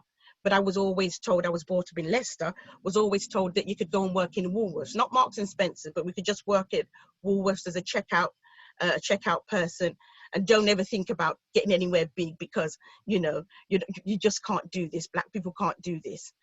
So we were talking about how school sometimes robbed us of our dreams, and how much has it changed today. And what we found within the groups is that most people were saying that their children are experiencing very similar things to what we experienced, although it might be more covert. So coming to the school system now, we were looking at, as the previous young person was saying, about the pipeline from prison, from school to prison. And we also looked at how especially our Black male children struggle within school, being able to be listened to. And when there was, a lot of the parents talked about their children were ignored in school. And it was a very easy way of, what's the word, frustrating our children. So hence they end up with more demerits, they end up with more punishments, and their punishments are harder. And our children recognize this.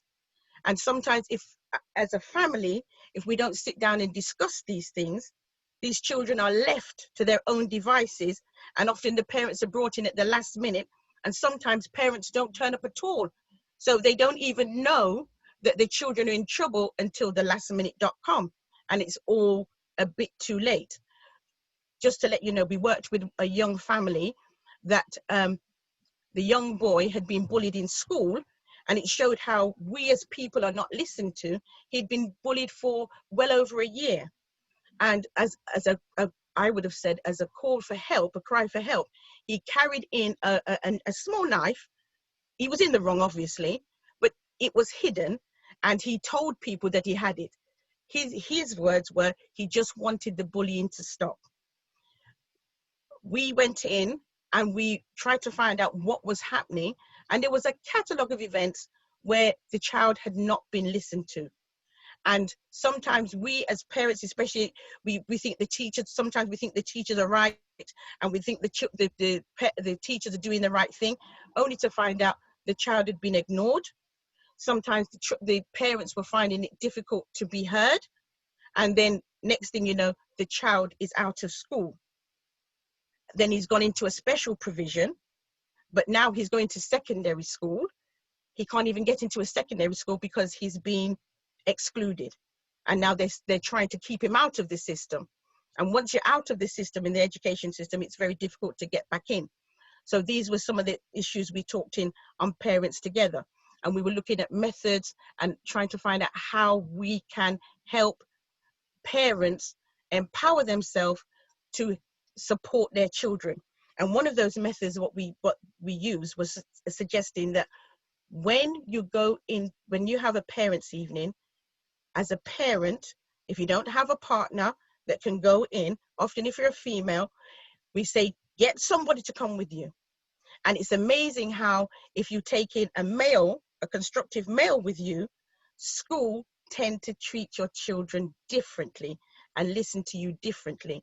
I myself had to take Royston into one of my meetings, and even I, who's got a big mouth, and I think I can deal with the system, I saw how school treated me differently.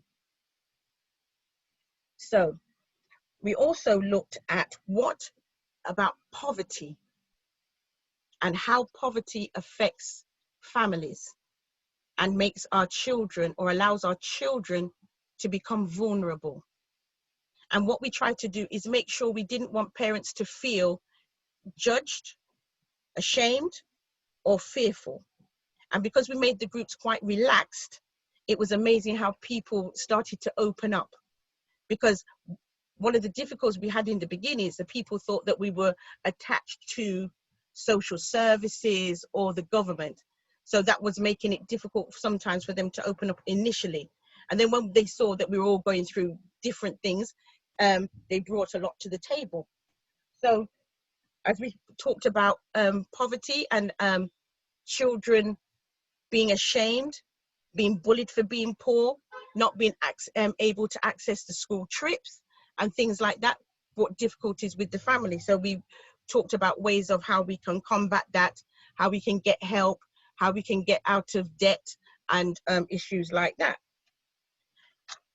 One of the other ones we did often, I don't think we think about, is effective listening. So we explored and did, we had an exercise where we had, it was like a triad, 3 people sitting there. One was the talker, one was the listener, and one was an observer. So we did these exercises. So we put an issue to the group, and the listener just listened for, say, about 5 minutes to the other person and spoke about whatever they wanted to speak about, whether it was poverty, bullying.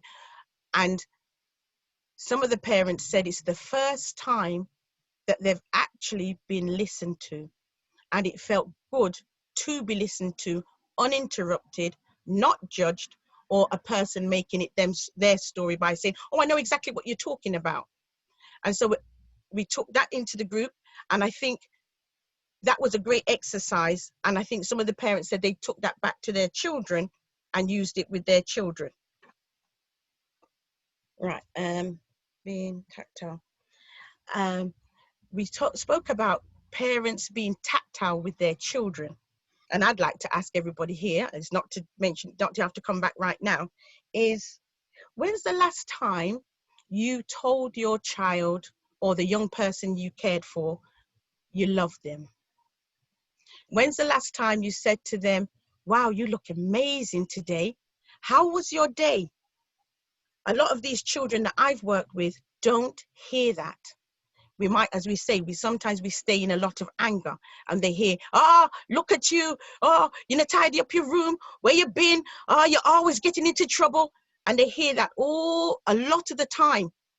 But when we said to the group, when was the last time you read to your child?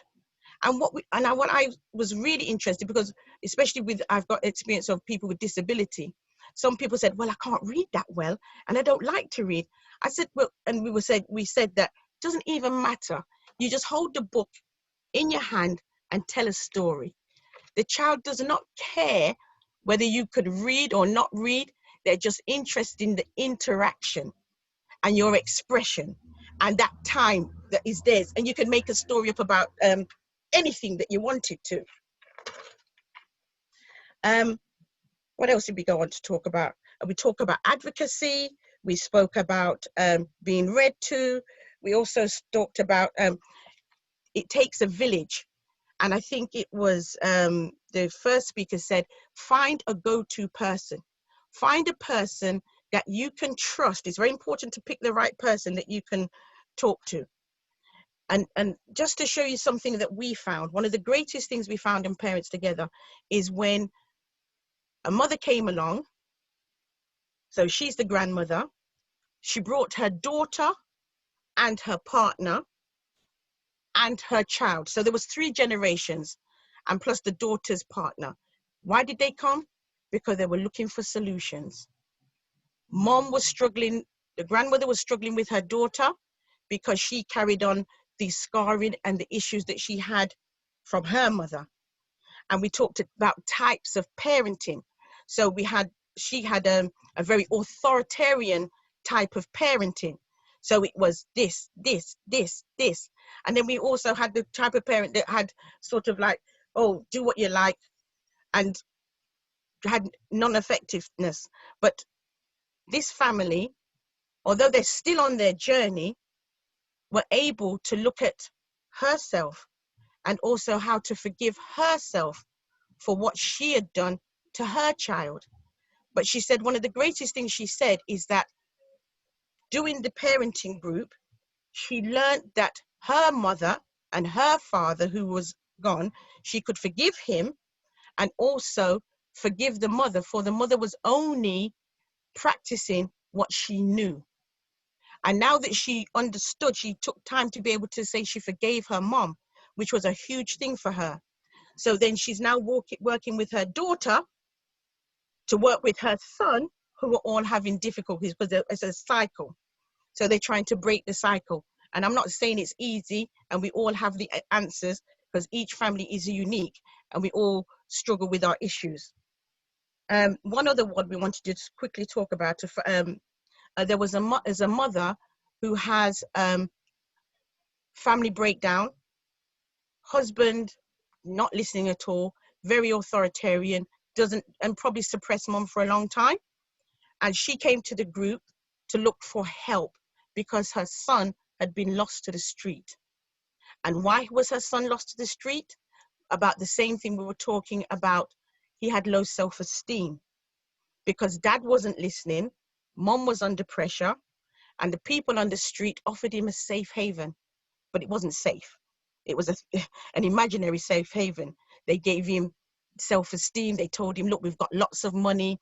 They found how to do, because people think that street crime is just fighting and stabbing. No, what he was actually doing was fraud. So a lot of these young people are very savvy with the computer. So he was doing fraud, which mom was panicking and went and turned her son straight into the police, which brought more problems to mom. So what mom has now done, we work with her and using the methods that we've used about self-esteem, listening, room checking, helping him with schoolwork and things like that. They're making some headway, and the son is now actually looking for work. So there's a great testimony there for Parents Together. But the program is so broad, even though it's a 12-week, it's got so many elements into it that I can't obviously mention everything now because I'm sure I'm soon running out of time. But one thing I really want to mention, which we were talking about with mental health, one family that we worked with that sort of like encapsulated most of what we've been talking about. We have a mother who has a daughter who had a child. She got a child, and that child had a child without giving out any at a very young age. We're talking below 14, much below 14. So it's a very unique experience.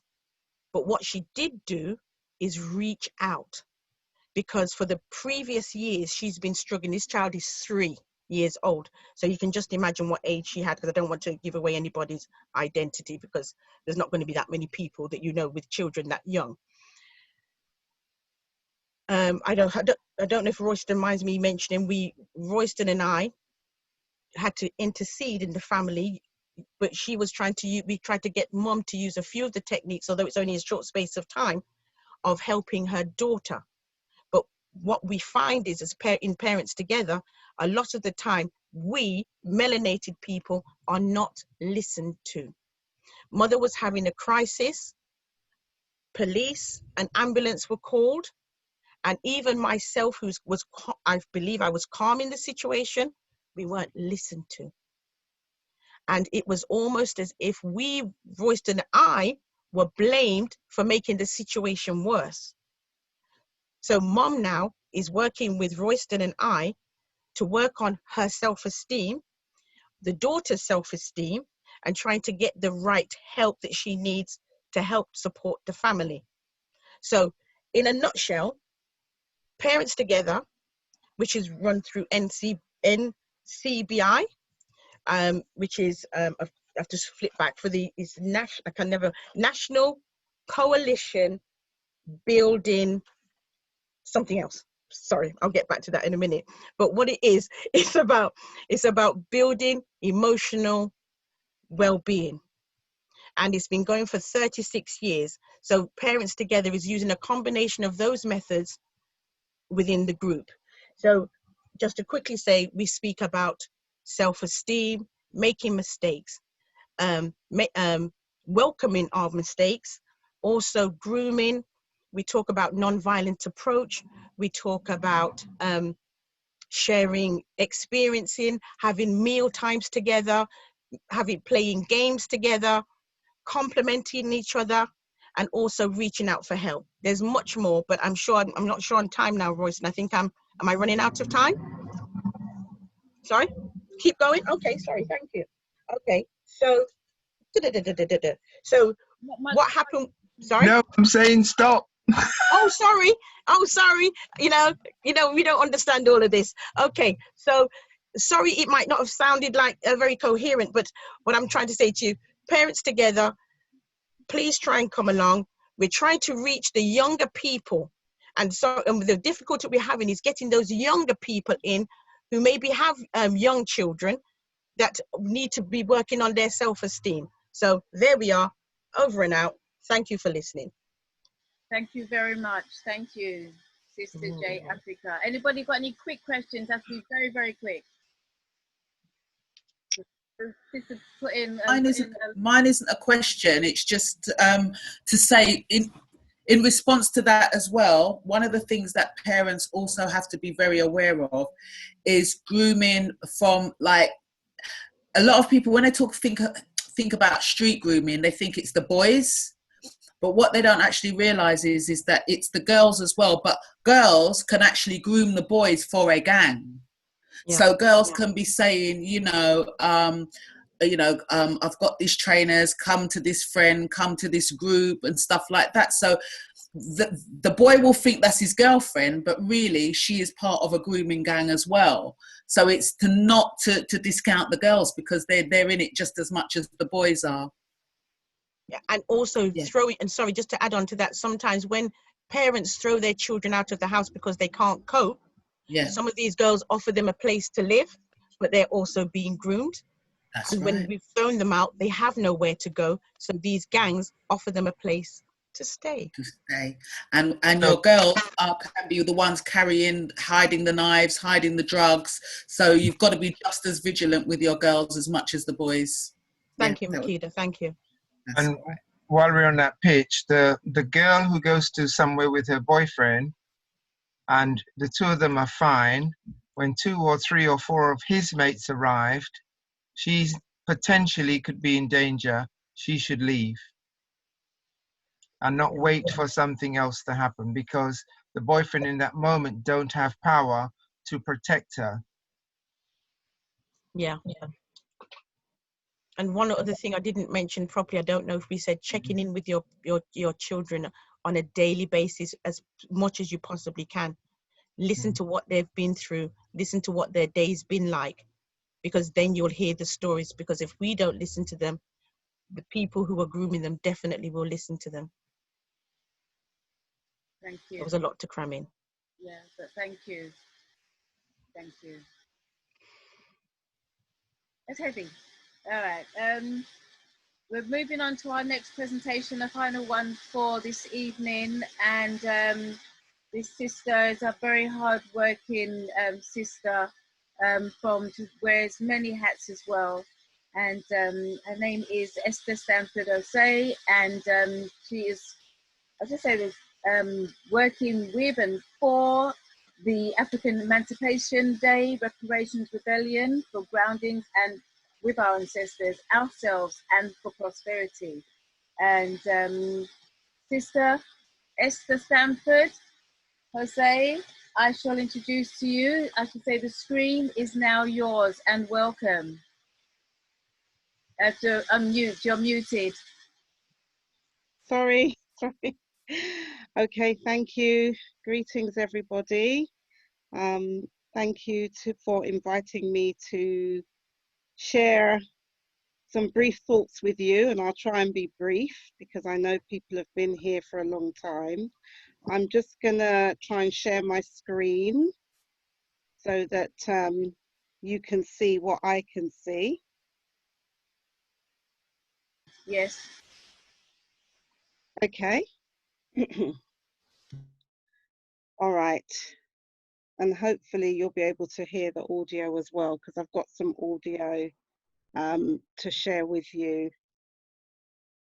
So as has been said, I'm Sister Esther Stanford-Xosie, and I am making a presentation on, it's entitled Preparing for the All-Party Parliamentary Commission of Inquiry for Truth and Reparatory Justice. And for many of you who might have been on the march in previous years, perhaps you will know already that the African Emancipation Day Reparations March Committee partners with the Stop the Maangamizi, which means African Holocaust in Kiswahili, We Charge Genocide Ecocide campaign. And the campaign is really what does a lot of the campaigning work on reparations. And in particular, it's developing, or it has been championing, I should say, a strategy around a reparations process, which is a participatory process that we refer to as the All-Party Parliamentary Commission of Inquiry for Truth and Reparatory Justice. Are you seeing my screen? Yeah, good. Can see it. Just checking. Okay, so I want to talk a bit about this because maybe people have just heard reference to it by name, but don't know very much about it. And it's really timely to be talking about this, even though it's always been there in truth from when we actually initiated the campaign in this particular form in 2015. But a lot of people haven't really perhaps focused too much on the campaign milestones, of which there are two, and one of which is the All-Party Parliamentary Commission of Inquiry for Truth and Reparatory Justice. So the acronym for that, because it's a long word, is the APSITAJ. And so when you hear me say APSITAJ, that's what I'll be referring to.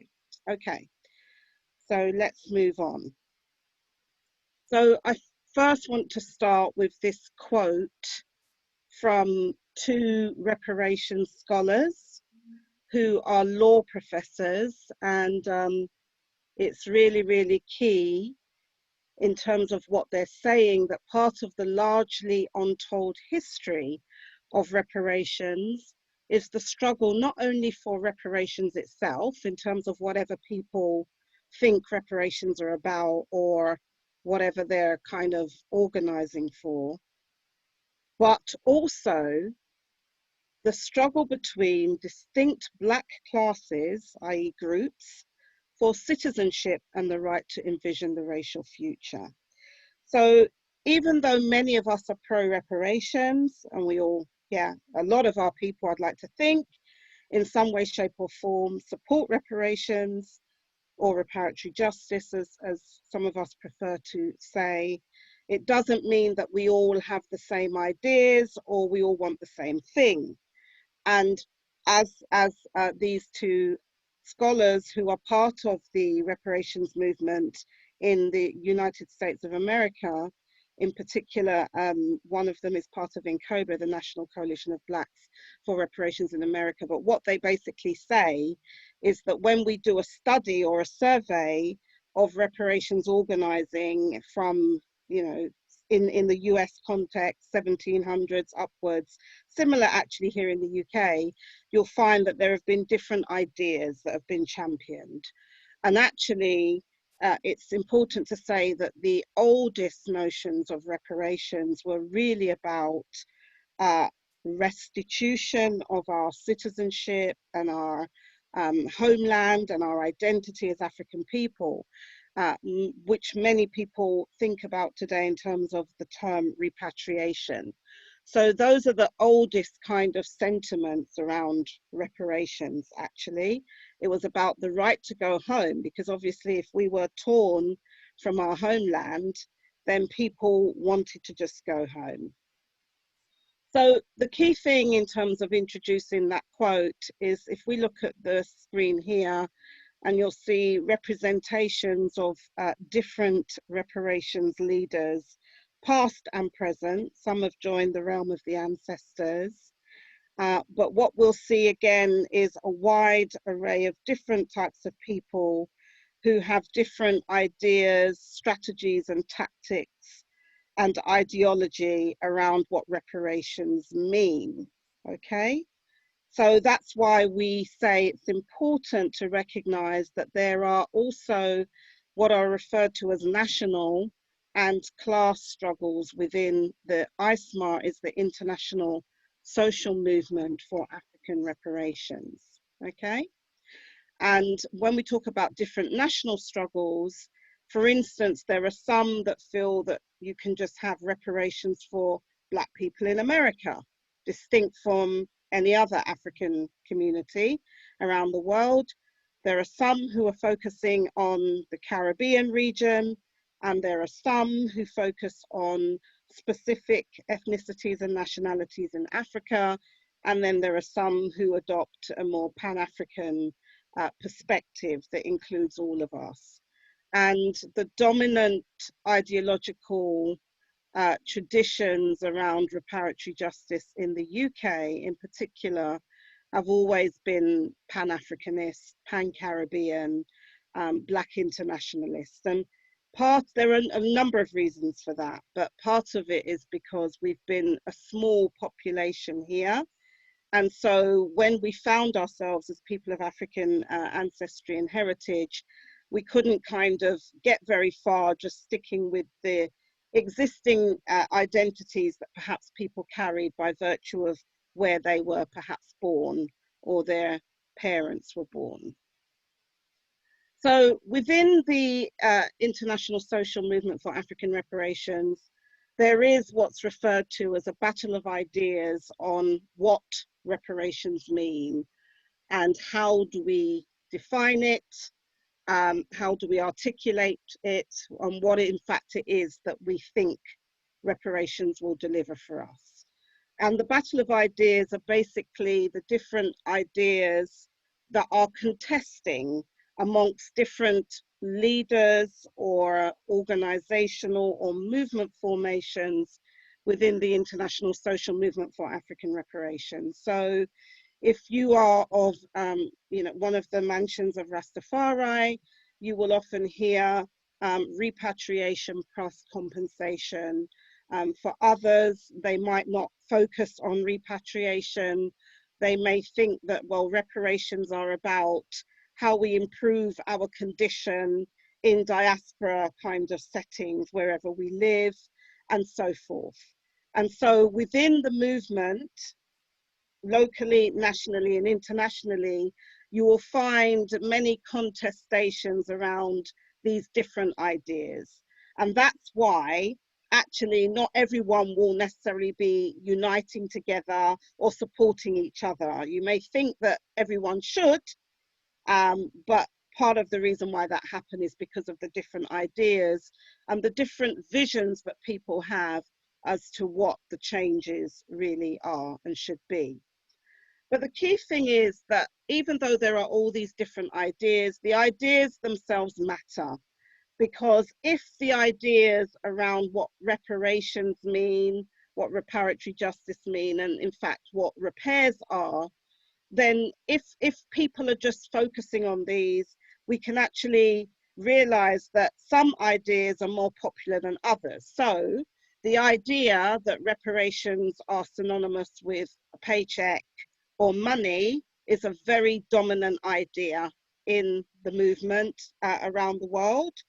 sections of the movement, I should say, and actually more so in terms of popular consciousness. When you hear people talking about reparations, you often hear, you know, pay us reparations, or you owe us. It's often in that kind of language, which is, for some people would argue that it's quite a passive stance, like we're waiting for others, whether it's European governments or European people or Arab people or whatever, institutions, corporations, what have you, to give us some reparations, yeah, whatever we think they are about.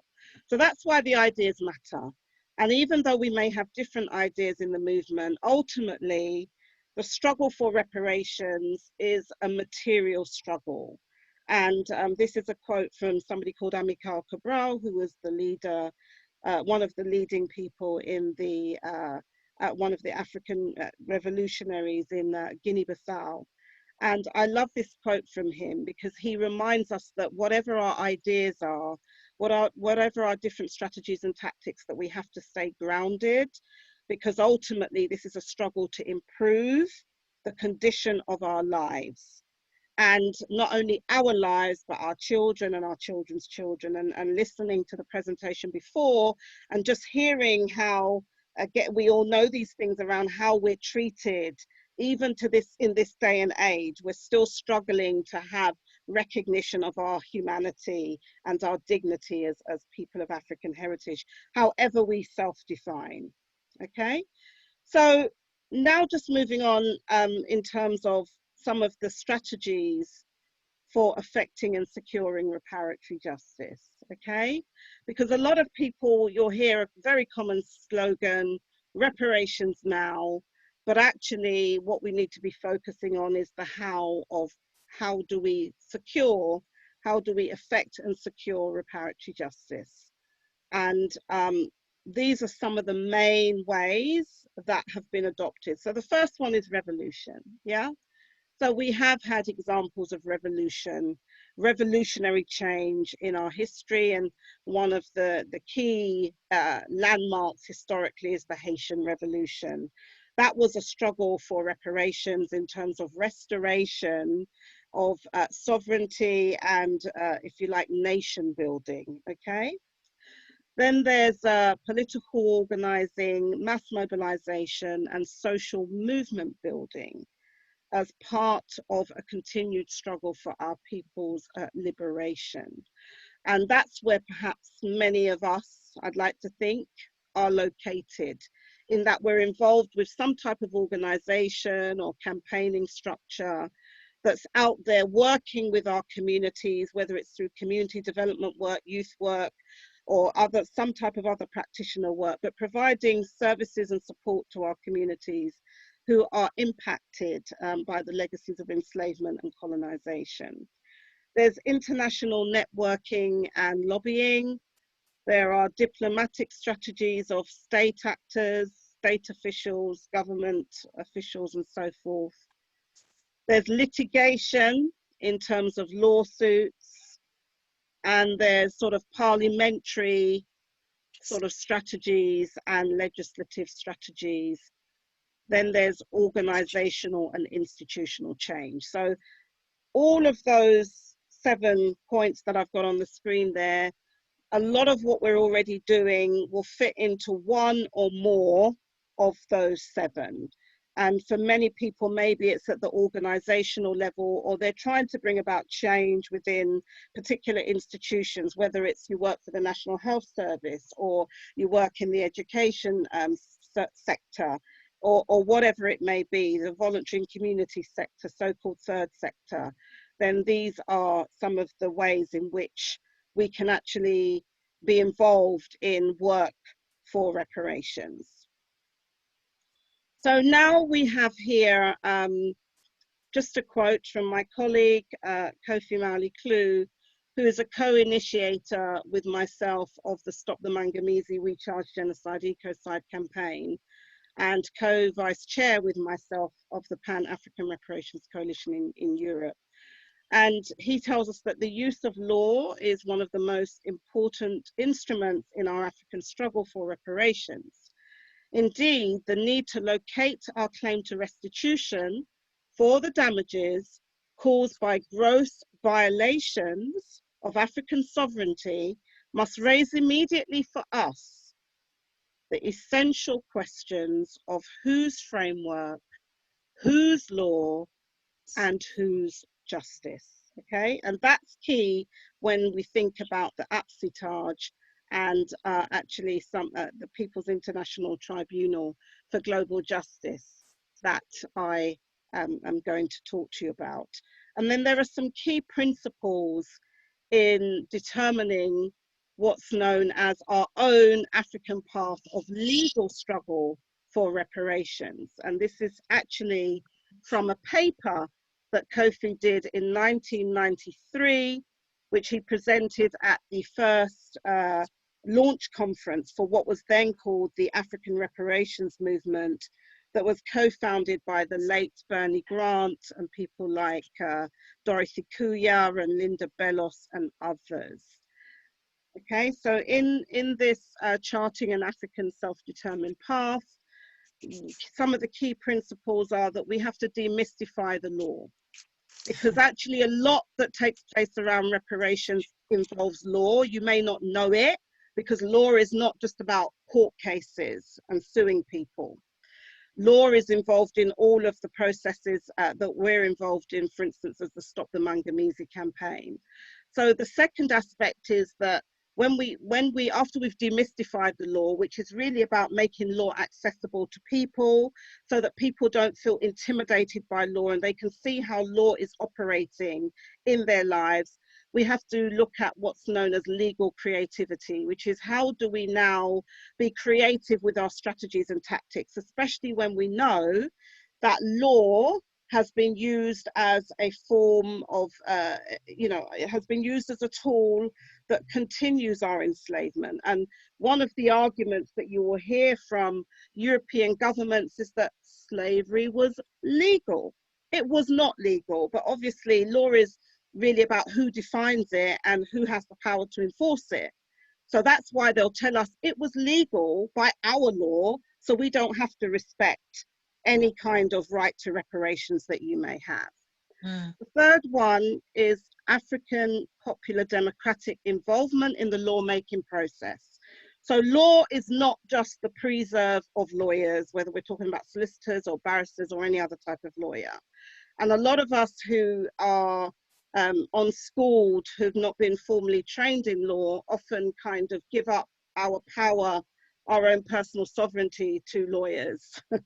All right, but we as people have a role in the lawmaking process, and our whole struggle for freedom has involved people who have not been quote unquote lawyers, but have actually utilized law as part of our resistance. The fourth one is recognition of the criminal injustice of enslavement, colonization, and neo-colonization from the perspective of the legal consciousness of African people. So as I said before, they will tell us that slavery was legal.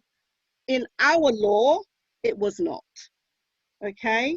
Because we had law prior to encountering Europeans, and actually what they did, they imposed unjust law upon us. And even in African legal context, historically, enslavement was not something that was justified, okay? It was not lawful in that sense.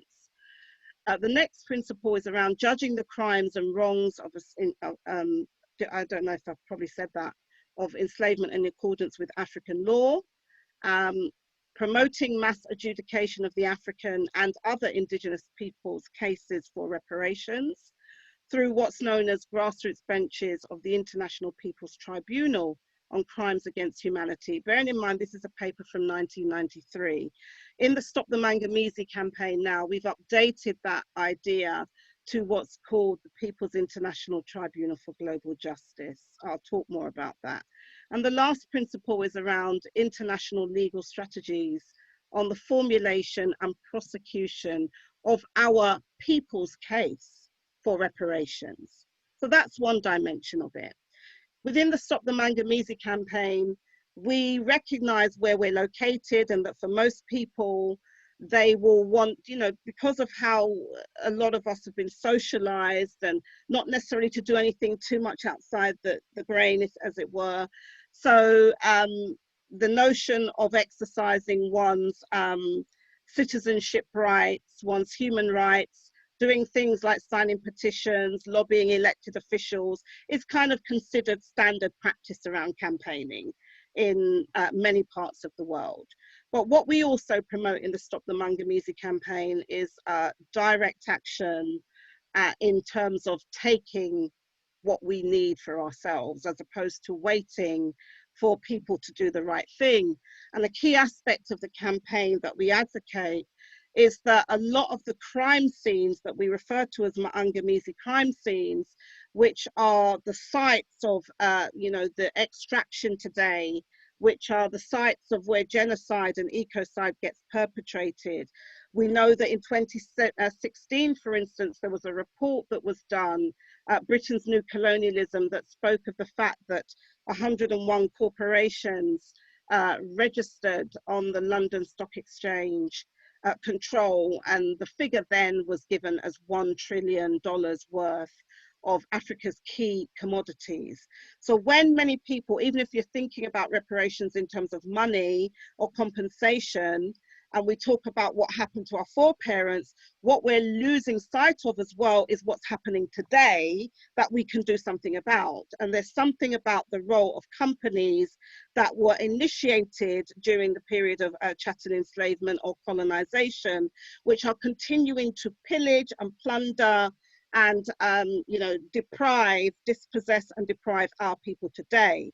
And how about if those resources that were being stolen from our people, that make it, you know, many of our countries uninhabitable, why people are literally killing themselves to cross the Sahara and the Mediterranean because they cannot live, they cannot breathe in the countries where they are born.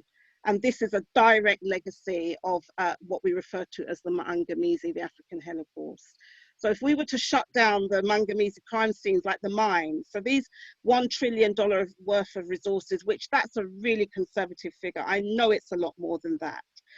But if, for instance, we were to shut down all those mines where they're taking out our copper, our coltan, our gold, our diamonds, our natural gases, then literally white supremacy, global white supremacy would fall, because the material basis that is sustaining it would be cut off. Just imagine that. But all right, many people perhaps are not ready for that.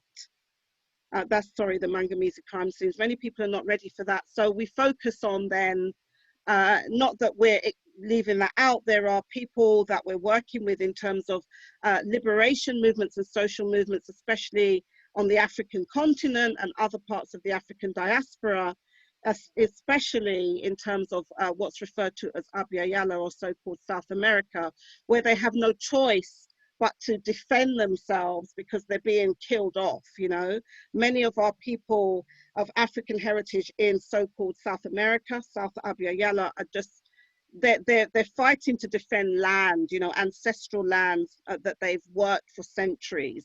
And they are, many of them are earth protectors. They're trying to preserve our environment, trying to stop all these corporations looting the resources, and they're just killed as a result of doing that, okay, directly. So one of the key things to note is that even in terms of everything, like the presentation I was hearing before me, talking about what's going on with our children, in particular in the schools, and other aspects of that, what's going on with us in workplaces. A lot of people don't, we talk about racism, anti-Black racism, or its specific type of Afrophobia, anti-African prejudice and discrimination. But a lot of us are trying to fight these things outside of linking our current situation to this past of enslavement that is continuing in terms of the Mangamese. In 2001, Human Rights Watch, and this was in the lead up to what was the third World Conference Against Racism that took place in Durban, South Africa, where it was recognized that slavery was a crime against humanity and should have always been so. and of course Britain being one of the key countries in the EU that prevented an apology, you know, even though it wasn't accompanied by anything else, but Britain has been a key country that has been holding up or preventing progress, even when there were other European nations that wanted to do more to recognize the debt and the historical and contemporary injustices that our people face. So Human Rights Watch came out with this position, which is quite important in looking at how we see all the forms of oppression that we experience today. So in principle, they say, we believe that the descendants of victims of human rights abuse should also be able to pursue claims of reparations. So it's not just about slavery or what happened to our foreparents or ancestors. That is, they say, the right to reparations should not be extinguished with the death of the victim, but can be pursued by his or her heirs. That's us. They go on to say, when addressing relatively old wrongs, we would not base claims of reparations on the past abuse itself, i.e. on slavery, which is what a lot of people do, or you hear in the media, reparations for slavery, but on its contemporary effects. So many of you will know about post-traumatic slave syndrome or post-colonial syndrome, whatever way people want to phrase it.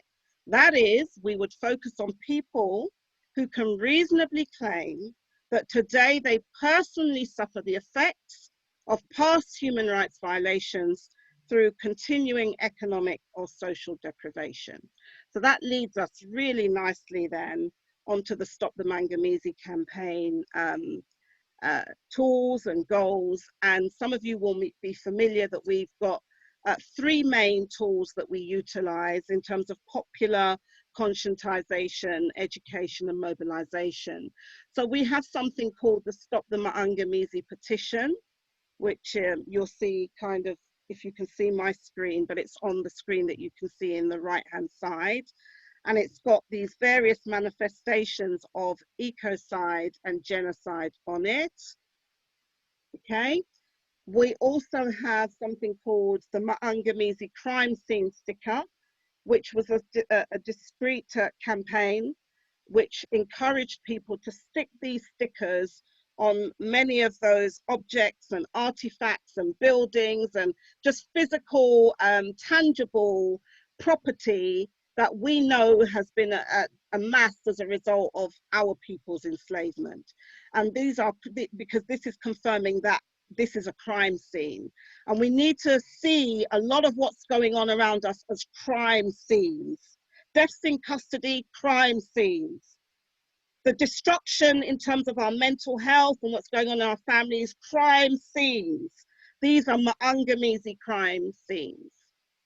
And so there are two main milestones in the Stop the Mangamizi campaign. The first is to establish the APSITAJ, the All-Party Parliamentary Commission of Inquiry for Truth and Reparatory Justice.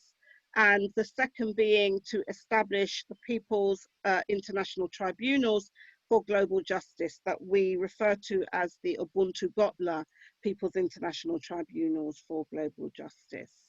So this is just an example of the back of the Stop the Mangamizi postcard that we've printed literally thousands upon thousands of these since we initiated it first in 2015. And even though we've got this as a tool where there's writing on it, literally all people need to do is put a stamp on it and send it to their MPs. And it's really calling for MPs to not only support the implementation of the United Nations decade